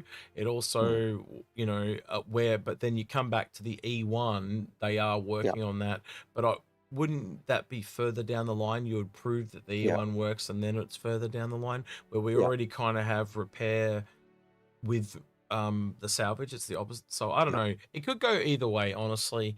But again, it's just speculation, and that's all we've got to go on. But yeah, week or two, Alien Week will be here, and it'll probably be crash bang right at the start. You know, and it could be something totally different to what we think, but based on it being an industry ship, we thought, hey, refuel / repair seems to be the go. So yes, it would be kind of, as Robert Vol says in chat, so an alien Vulcan, yes, it could very well be an alien Vulcan, but essentially, yes. We are kind of saying that, well, if you've got the Vulcan where it is and the Crucible where it is, it's either going to be between those two or below. And I would probably say between. My gut would say in between. Because we don't have a bigger ship either, and it's more than like it's going to be a concept, obviously. And we also know the Crucible is going to grow. Yeah. So lots of factors there in terms of whether it's smaller or smaller than a Vulcan, or in between Vulcan and a Crucible. But that's our thoughts. We could be spot on. We could be off with the fairies. It could be, yes. I wonder if first time chatter, Wonder04 in Twitch says a one-man repair ship. It could totally be something like that too. That's why we said it could be smaller or fit in between, because they're trying to get something in every size category. So that really, you know, technically the Vulcan sits on a medium pad. So does that technically mean it's a medium ship? I think it kind of does. So for a long time, we talked with Paul, and Paul suspected that there would be a smaller one, and he could be 100% right. We'll find out at Alien Week. Yeah, and we always argued that no, the Vulcan is the starter of the repair ships, because it was the starter profession ship for that range. But that was like 2 or 3 years ago now. Things change. So so Paul could have been 100% right. It's going to be a small one. So so 6 of one, half a dozen of them. Take your bets, and you know, place your bets and see where the marble lands. Nova 40. Oh, sorry. Double checking that I've got everyone done. Yep. So Nova 42. I asked that question 2 comments before a number of my questions, and got the bot picked it up. Yep. Okay.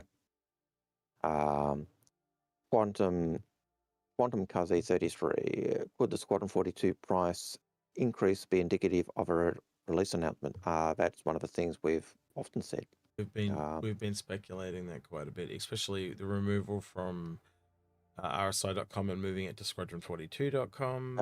We've heard multiple things, but again, time will tell. And even when you just look at the monthly report for Squadron 42, it, to me, when I'm reading that, it sounds like polish. It sounds more polish focused than gameplay focused or developing things. And I even saw they had John Rhys Davies in the studio doing some mocap patch-up or touch-ups for some of the gameplay and scripting stuff. So that was recent as well. So that, to me, that's all polish. It's all finalizing bits and pieces. So, all right, yeah. Algared, I am starting to crash. I can feel it. Yep. So I'm going to do another Not-A-Tuna thing, and I think we will be wrapping up early today. Boy, come on, I've patted you. You got to go away now. I've got work to do. You just want to stay. All right, you're just going to sit there? Be a good boy then. Don't get in my way, though you are in my way. All right? You can't just come up and sit there. Good boy. Come on, sit. Good boy. No, don't complain. Sit. No, you can't go up there. All right. So while you're doing that Yep. and getting that up, William Bridge has a question. Kraken or Kraken Privateer? I think it depends on your fleet and what you want to do. Industry or not, or combat, basically, is what it comes back to. And it's an FMF question. It really is, because you still might want a normal Kraken for the flexibility of combat and like say taking out a bit of a mini mining fleet. But then if you don't want the combat but you really want to go in and sell a lot of stuff, it comes to the privateer. But at the end of the day, you can switch between the two in game. So if you I think if you're penny pinching, just get the Kraken. Sion said that question is probably easy if you have a BMM. Yes. True. And yet the other day we were talking to someone, and even though they had a BMM, they went and got themselves a privateer. Yep. So. Alrighty then. We are down. We got 3 people for this one. While you do that, I'm going to take a bio break before things get really uncomfortable. So yeah, you've left me holding the ball. So now I've got to think of a question or item. That was part of my cunning plan. Yes, I see what you've done there. Let's see what you've done there. Actually, I do have one that I can do. Give me a minute. I will be back. Oh, awkward because we're both leaving at the same time.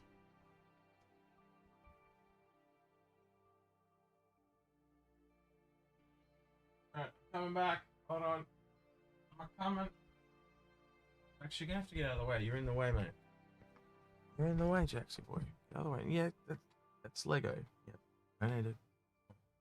Alright, so I want the name of a ship, and I want to know. Yeah, I want to know what happened to the ship. I want to know what the ship was, what the ship is, and what happened to it. Right. You need to sit down. Right. Here we go. Right, here we go. So the name of the ship. Hey, stop it. Get down. All right, here we go. Name of the ship and what happened to it. Here we go. 3, 2, 1.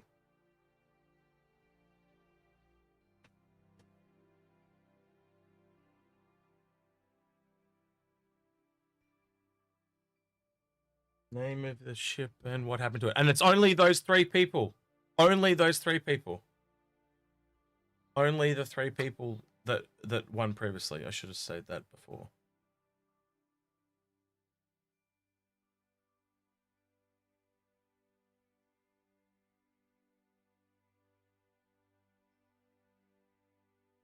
Nobody knows what this is? Are you serious?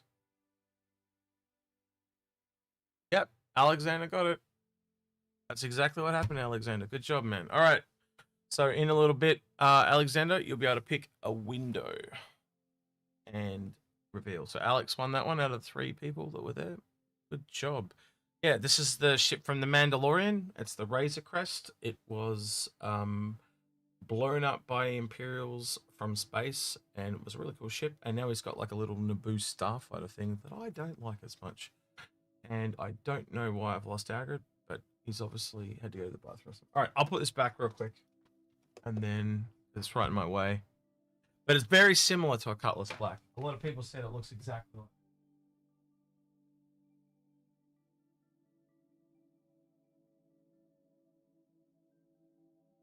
It is made by the same person. Or designed by the same person, I believe. Okay. And I'm back. You back, Hagrid? I am. I've lost your camera though, man. It's gone pitch black. I did notice that. Oh, let's have a look. All right, so I'll give it about 10 minutes, and then we'll. So Alex won that one. I had a Lego Razor Crest from the Mandalorian. I saw that. They're saying it looks like the Cutlass Black because it's designed by the same person. Mm-hmm. It was too. That's correct. All right. Waiting for you to get back on video. I will try. There There you you go. are. You're back. Yeah, mate. Manual Focus. That's your nickname from now on. Manual Focus. Right. Yes. Okay. Success and funding is no good. The end is near. No, I don't reckon. That's like saying the sky's falling, but yeah, we'll see. Yep. Guys falling the sky. We'll call him Chicken Little from now on. All right, Algared, just give me 10 minutes of burst fire questions. See if you can get through All that right. half a page or 3/4 a page that's Yep. there. Any idea when we might see the Tumble Ranger bikes? No. They you were in the background of an ISC. They are definitely working on them into some level, but we don't know when. All right. So, Buffus, how much of a game changer do you think ship tractor beams will be? Quite big, because they'll work They will. on.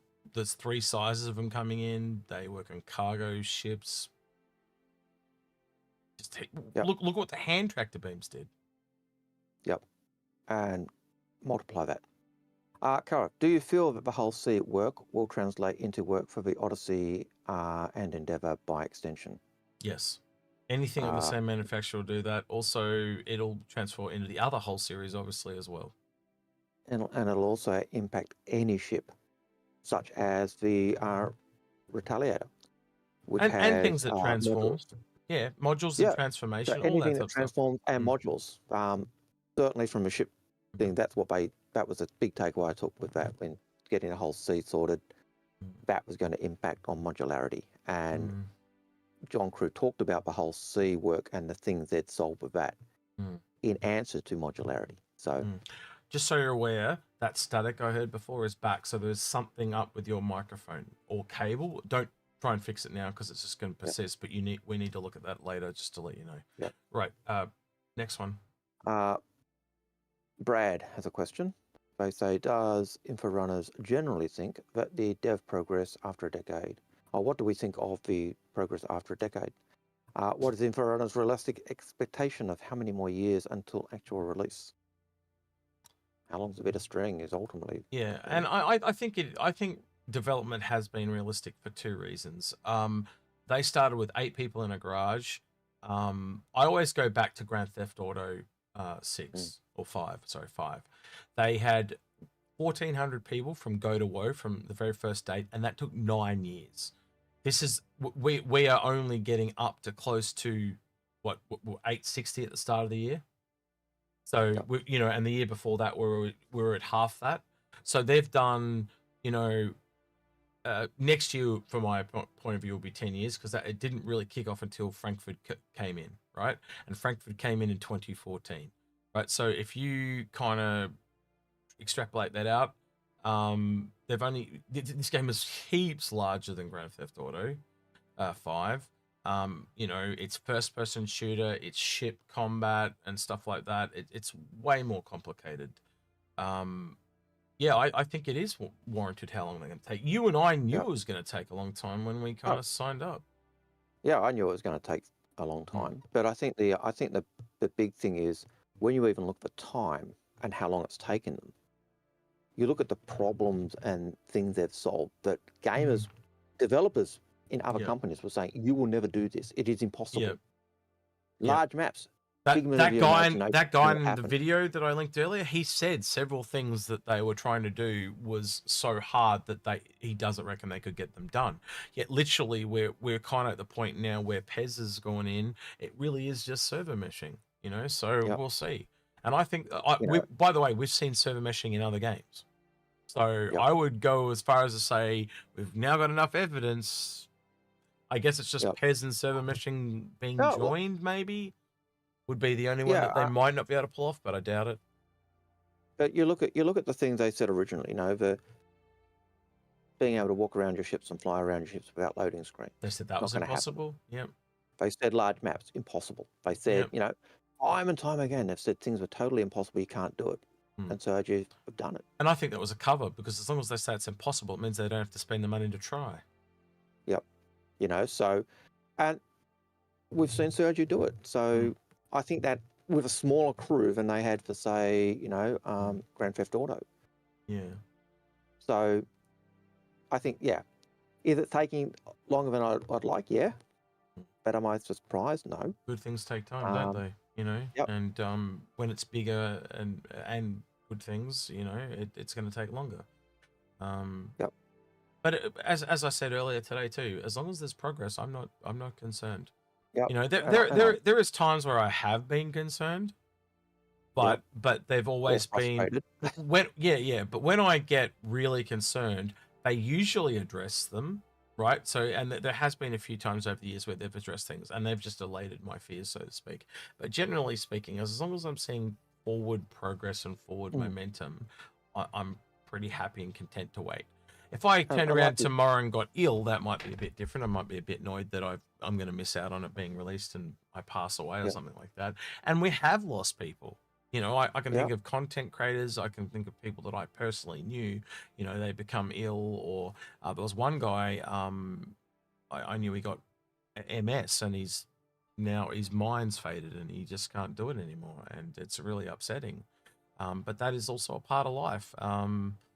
And yeah, will this be a multi-generational game? It could actually be the first one that pulls that off.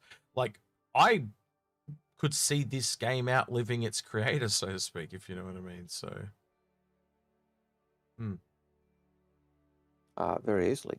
yeah. Well, he's almost he's almost. I was actually what I was gonna say he's almost 60. So if it lives for 20 years, he will probably pass away around 80, 85. It's entirely possible. I would have to say he'll probably be upset to hear you say that. Oh, I'm sorry. I'm just trying to be factual. I know Chris is about a year younger than me. Yeah. And I take all right. All right. So Algared will be giving me his scythe. That's just me confirmed.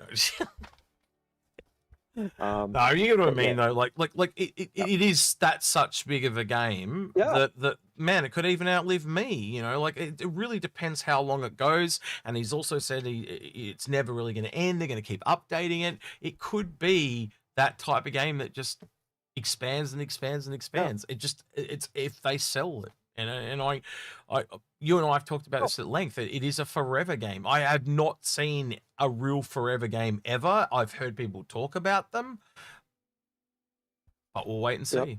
Yeah. And I know that EverQuest is still played. Yep. It's still got live servers, still got a community. They're still doing updates. I do also know that one of the first, I think it was one of the founding designers, or that has recently died as well. So. Some of those games people go. Anyway, moving on. That was supposed to be a quick fire question. Sorry. Chris Colbert, regarding CCUs and price increases, does this ever invalidate CCUs you've already purchased and break chains, or do pre-existing CCUs still work? As long as you have those links, you're fine.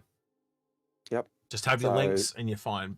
If you haven't got the connections, it can stuff them up. But as long as you've got all the links in the chain, you're totally golden. So I've actually got banner merchman CCUs that go backwards, as I know you do too as well, Algared.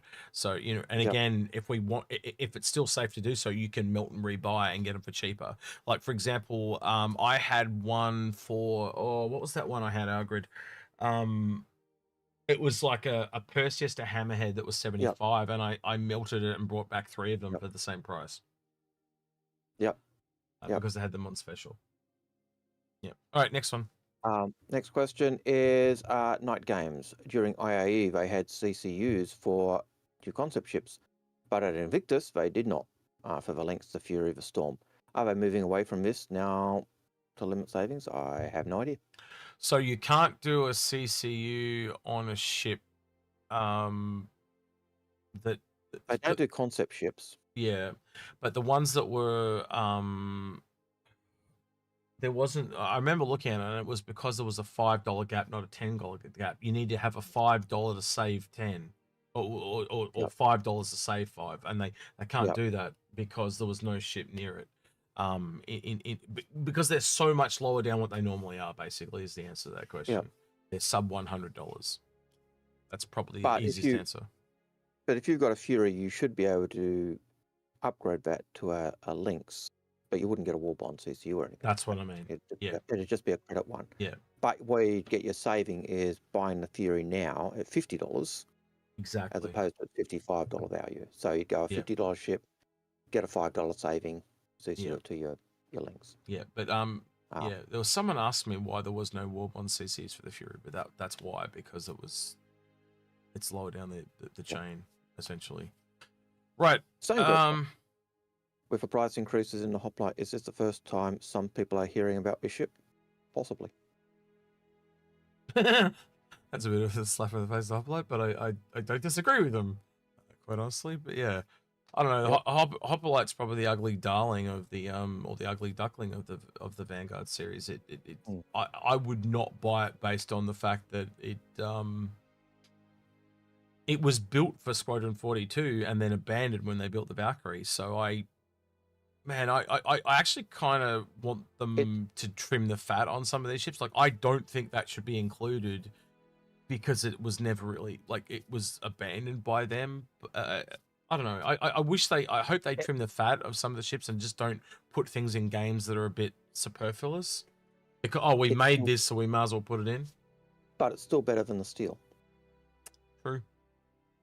But then again, why can't they cut the hoplite and cut the steel? You know, I don't know. I don't think they ever will. But because I think there are people who like the hoplite, and there will be people who like the steel. You know, and that is entirely true as well. You know, though I don't like it or you don't like it, they're more than doesn't likely. Mean just because we don't like it doesn't mean it's legit. Yeah. Yeah, I get you. All right, next question. Mints has a question. What changes would you expect to see in a Connie and freelancer rework? Maybe cutting the number of crew from a freelancer from 4. Freelancer, we've always said it should be reduced crew. Yeah. Connie. No struts. No struts. Hey, I think we've got a Connie, can we fix it episode somewhere? And if we don't, we should make. And we've talked about it a few times. It basically essentially needs to learn from the things they've learned. They kind of went back and tried to fix the inside rather than fixing the entire ship. And a lot of the problems with that ship come from layout, and they don't want to move the layout because it was also when they did nav mesh for planets. The very first version of nav mesh was done on the Constellation or ships, and it clearly at some point the Constellation therefore has to be in Squadron 42. So if it's in Squadron 42 and they change it, they don't want to change it for Squadron 42. So that's why it's not being changed. And I do think they'll eventually go back and go, here's a new model of the, you know, and you can have the old model if you want, but yeah. And they've mentioned that a few times on other ships, haven't they, Algared? Yep. Of Minion has a question. Do you think they could launch the player Idris and Jav in Arena Commander and we pop into the turret since we're locked into turret seats? Yeah, why not? Possible. They're already talking of Idris being in as an AI ship and a couple of javelins. That would be cool little draw card. We'll spawn you in Idris. One person can fly, and 8 other people shoot the turrets. You can't walk on the inside, but you can fire the gun. That would be fun. But down the track, when they bring in the engineering aspect into that as well, then you could walk around. But well, I think they don't want you to allow you to walk around because for Squadron 42 reasons is my point. But once that's out, absolutely, Sounds Grobar. There was a controversy over the increase of the price of a Cutlass Black just after selling a Warbond CCU. Does the controversy over the increase of the price of a Cutlass Black just after the selling of a Warbond just hours before the show, lack of communication internally? Nope, because it just increases the value for the people that did buy it. So you buy the CCU, you can increase value. You've now got a bigger CCU gap. So, like I said before, I don't necessarily like the price increases, but you can't complain about it. Not if you bought a cheap CCU for a ship to the ship, you're getting a bigger saving. It only sucks if you were using that, as a CCU to the ship, but it's now. I see where he's going though, because if they've put up, say, the Cutlass up by $10, and you had was it the Cutlass to the Nova? It was probably, I think it was $10 to save $5 for that one. That sucks because that's now gone to you spent $10 on it, and it's now worth. It costs more than what you spent on it. Actually, I think I did get a couple of those. Now I think about it, so that's screwed me as well. But it still doesn't. The ship itself has more value, but you can still use that CCU to go to the Nova. But it also You can still means so think about it though. It still works, but it also now means to connect that CCU, I've got to spend $10 more where I'd previously already spent the 10. So now I've got to spend it again to catch back up to where it was. So I didn't just get stung once. Well- So I saved money, but now I've lost that money, and so now I've got to spend it to get it. Yeah, he's right. I've essentially got to spend $10 more to get back to where it was. Yeah, I have to give it more thought because if you've Yeah. spent money to get to Nova, and you're Yeah. saving money getting to the Nova, Yeah. even though the ship is worth more money now, Yeah. you're not losing money. You're still getting that saving to the Nova. Yeah. But you would have had it just. Yeah.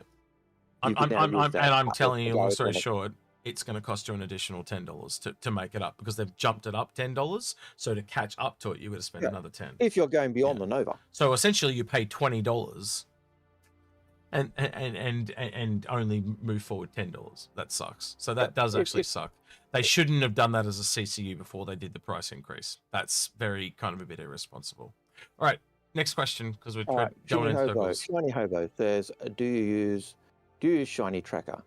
I made some fortuitous recent updates that can be used as a replacement for the balked progress tracker. No, I don't use Shiny Tracker. I don't know what Shiny Tracker is. Sorry, never heard of it. I don't care. Do we want to do Not-A-Tuna, Algared? Yep. We'll do that real quick. And stop the bot, by the way. Yes, while we're at I it, will if you stop. haven't stopped it already. I will do so right now. Done. Trying to remember the person's name. Alexander 313. What window would you like? Oh, wait, I had no expense. Hold on.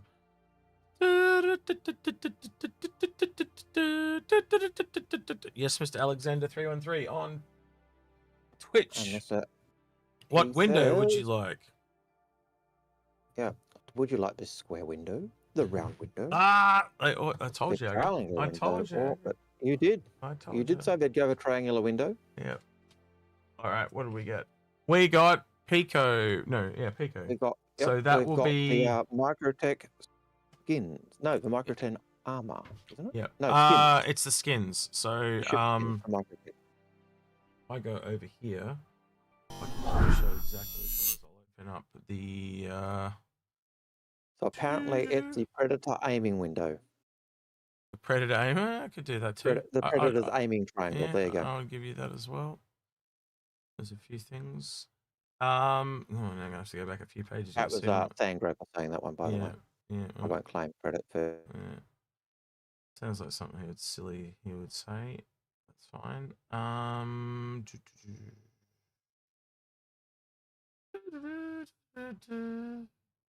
Insane. Page upon page of paint.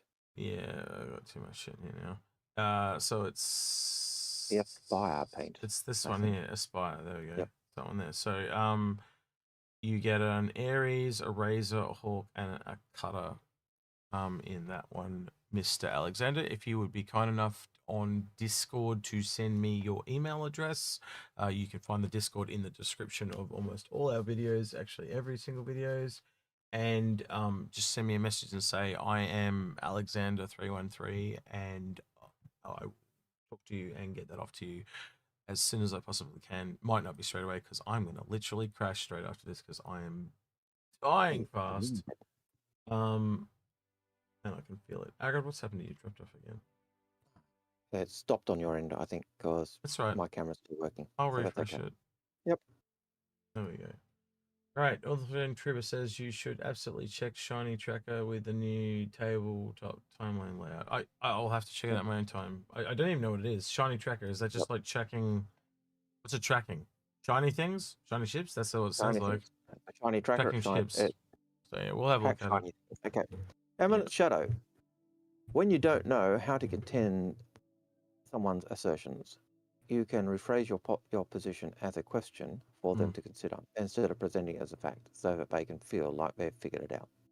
That's it. So that's in response to when you're watching someone who's wrong. Mm-hmm. So yep. Bread and Flying Circuses. Did you notice that the CCU for the Warbong Corsa and Tonk were both $5 more expensive this in Victor's launch week than last time? Yep. However, Cutlass Tonk was $5.21. It was $10 in 2023. Because they're been increasing their prices on the war bonds because, yeah, they have. That's just in effect. Oh, Wish says, do you think there'll be a repair ship up above larger than the Crucible, or is that No. for sure of a capital repair ship? That's the capital one. As far well, There could be. never say never. Never say never. They can do what never they say want. never. They could, but we've always understood that's the biggest and the best one. So from what we've said in the past, so at the moment I'll just stick with it's the capital version. So, Red Samurai, with the recent ship vehicle talks during Invictus, did you pick up the CCUs to those ships? Recent I believe you did. What was it again? Recent talks. With the recent ship vehicle talks during Invictus, so the round table, I'm assuming, and others, did you pick up the CCUs to those ships that we were talking about? And he's got a laughing, crying face of joy. Yes. Given that you did the CCU guide, I'm assuming you bought the CCUs that were needed to do the guide. I didn't. Prophet of Humanity. When's the next Tuna question? We just finished it. Done. And that was that was 8:27. Yeah. Sorry. Like 2 hours William ago. Bridge. Is A2 really a bad deal even if you CCU chain it? Bombing carriers, 200 CCU, dropship. It's just too expensive for what it is. You look at the C2, the M2, you know, they relatively scale, and then you look in game, they're about 1 million Alpha UEC apart, and then all of a sudden where that A2 should be, it's like 4 times further away. Well, you even look at the A1. You know, compare it to the C1. C1 is now $110, right? Yep. A1, 175. Yep. It's a ship and a half, essentially, isn't it? You know? Yeah. Yep. To me, I'd rather get C2, two C1s than buy an A1, but that's just me. Limited Respawn says, small question. X, when your mum comes over, can she bring me some Tim Tams? Yeah. Limited Respawn. That's what I'm going to get her to bring badges, some Tim Tams. Yeah. So you'll have to talk to Badges. I'm more worried about the people that are here, Algared, and they want my mum to bring back cheap stuff from Games Workshop. Yeah. Oh, yeah. That would be so good. Yeah. Yeah. Because here in Australia, it just costs twice the price for no reason. Absolutely none. Yeah. Yeah. All right. Alexander 313 says, which modular ship would you like to be worked on first?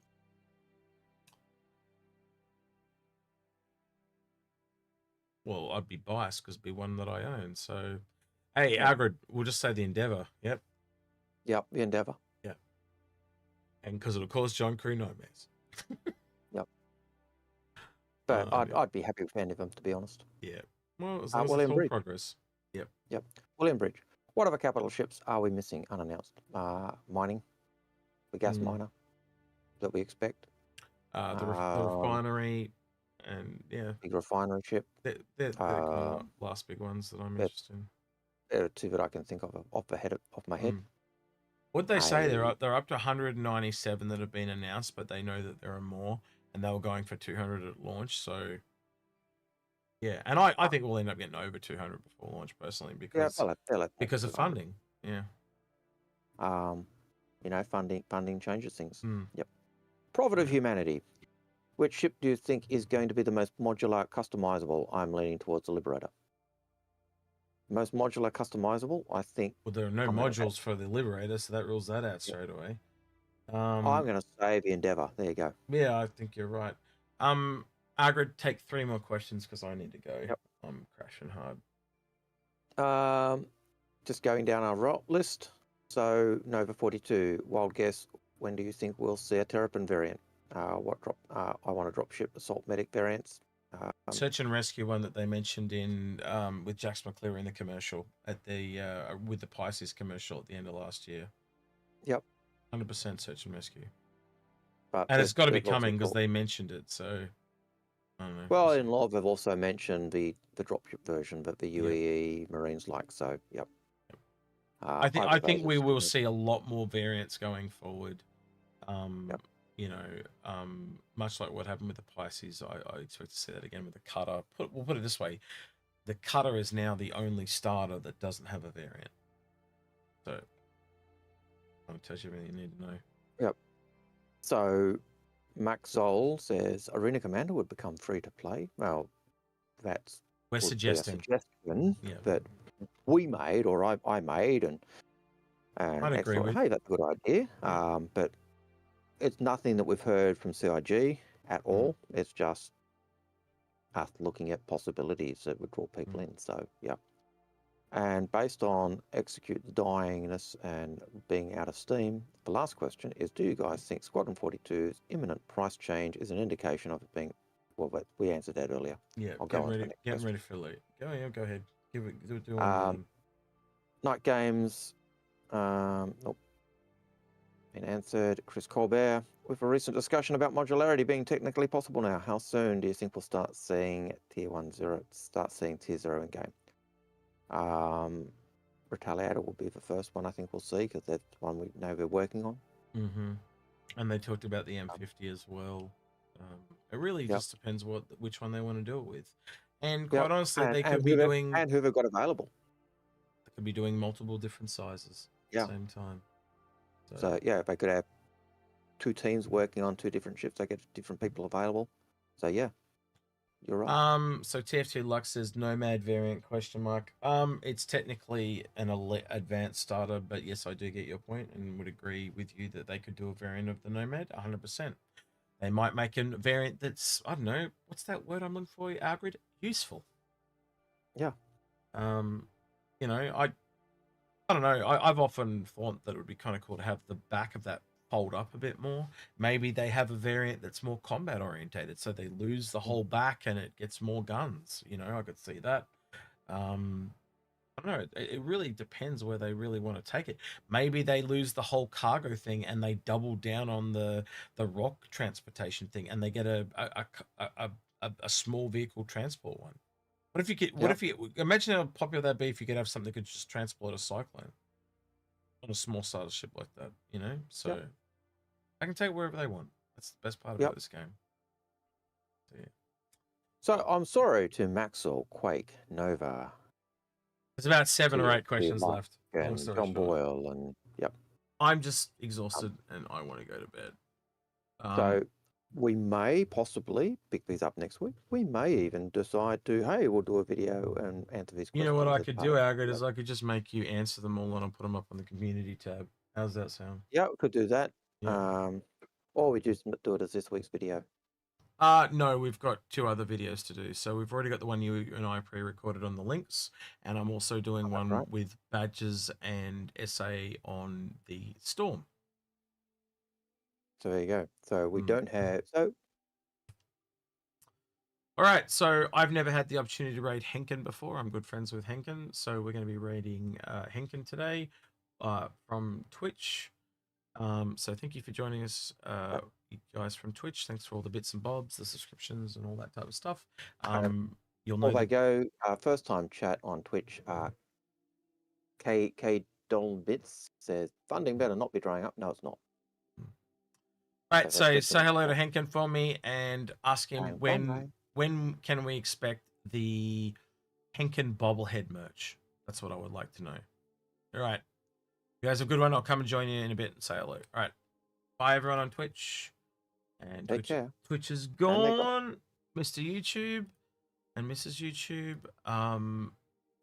We will be, as I said, we'll be having those videos, but don't forget to like, subscribe, ring that notification bell. I am sorry that I am cutting this off short, but I have had a hell of a time trying to get my sleep back into gear for this stream. I didn't even, like, if you'd asked me 24 hours ago, I said, won't be doing the stream today.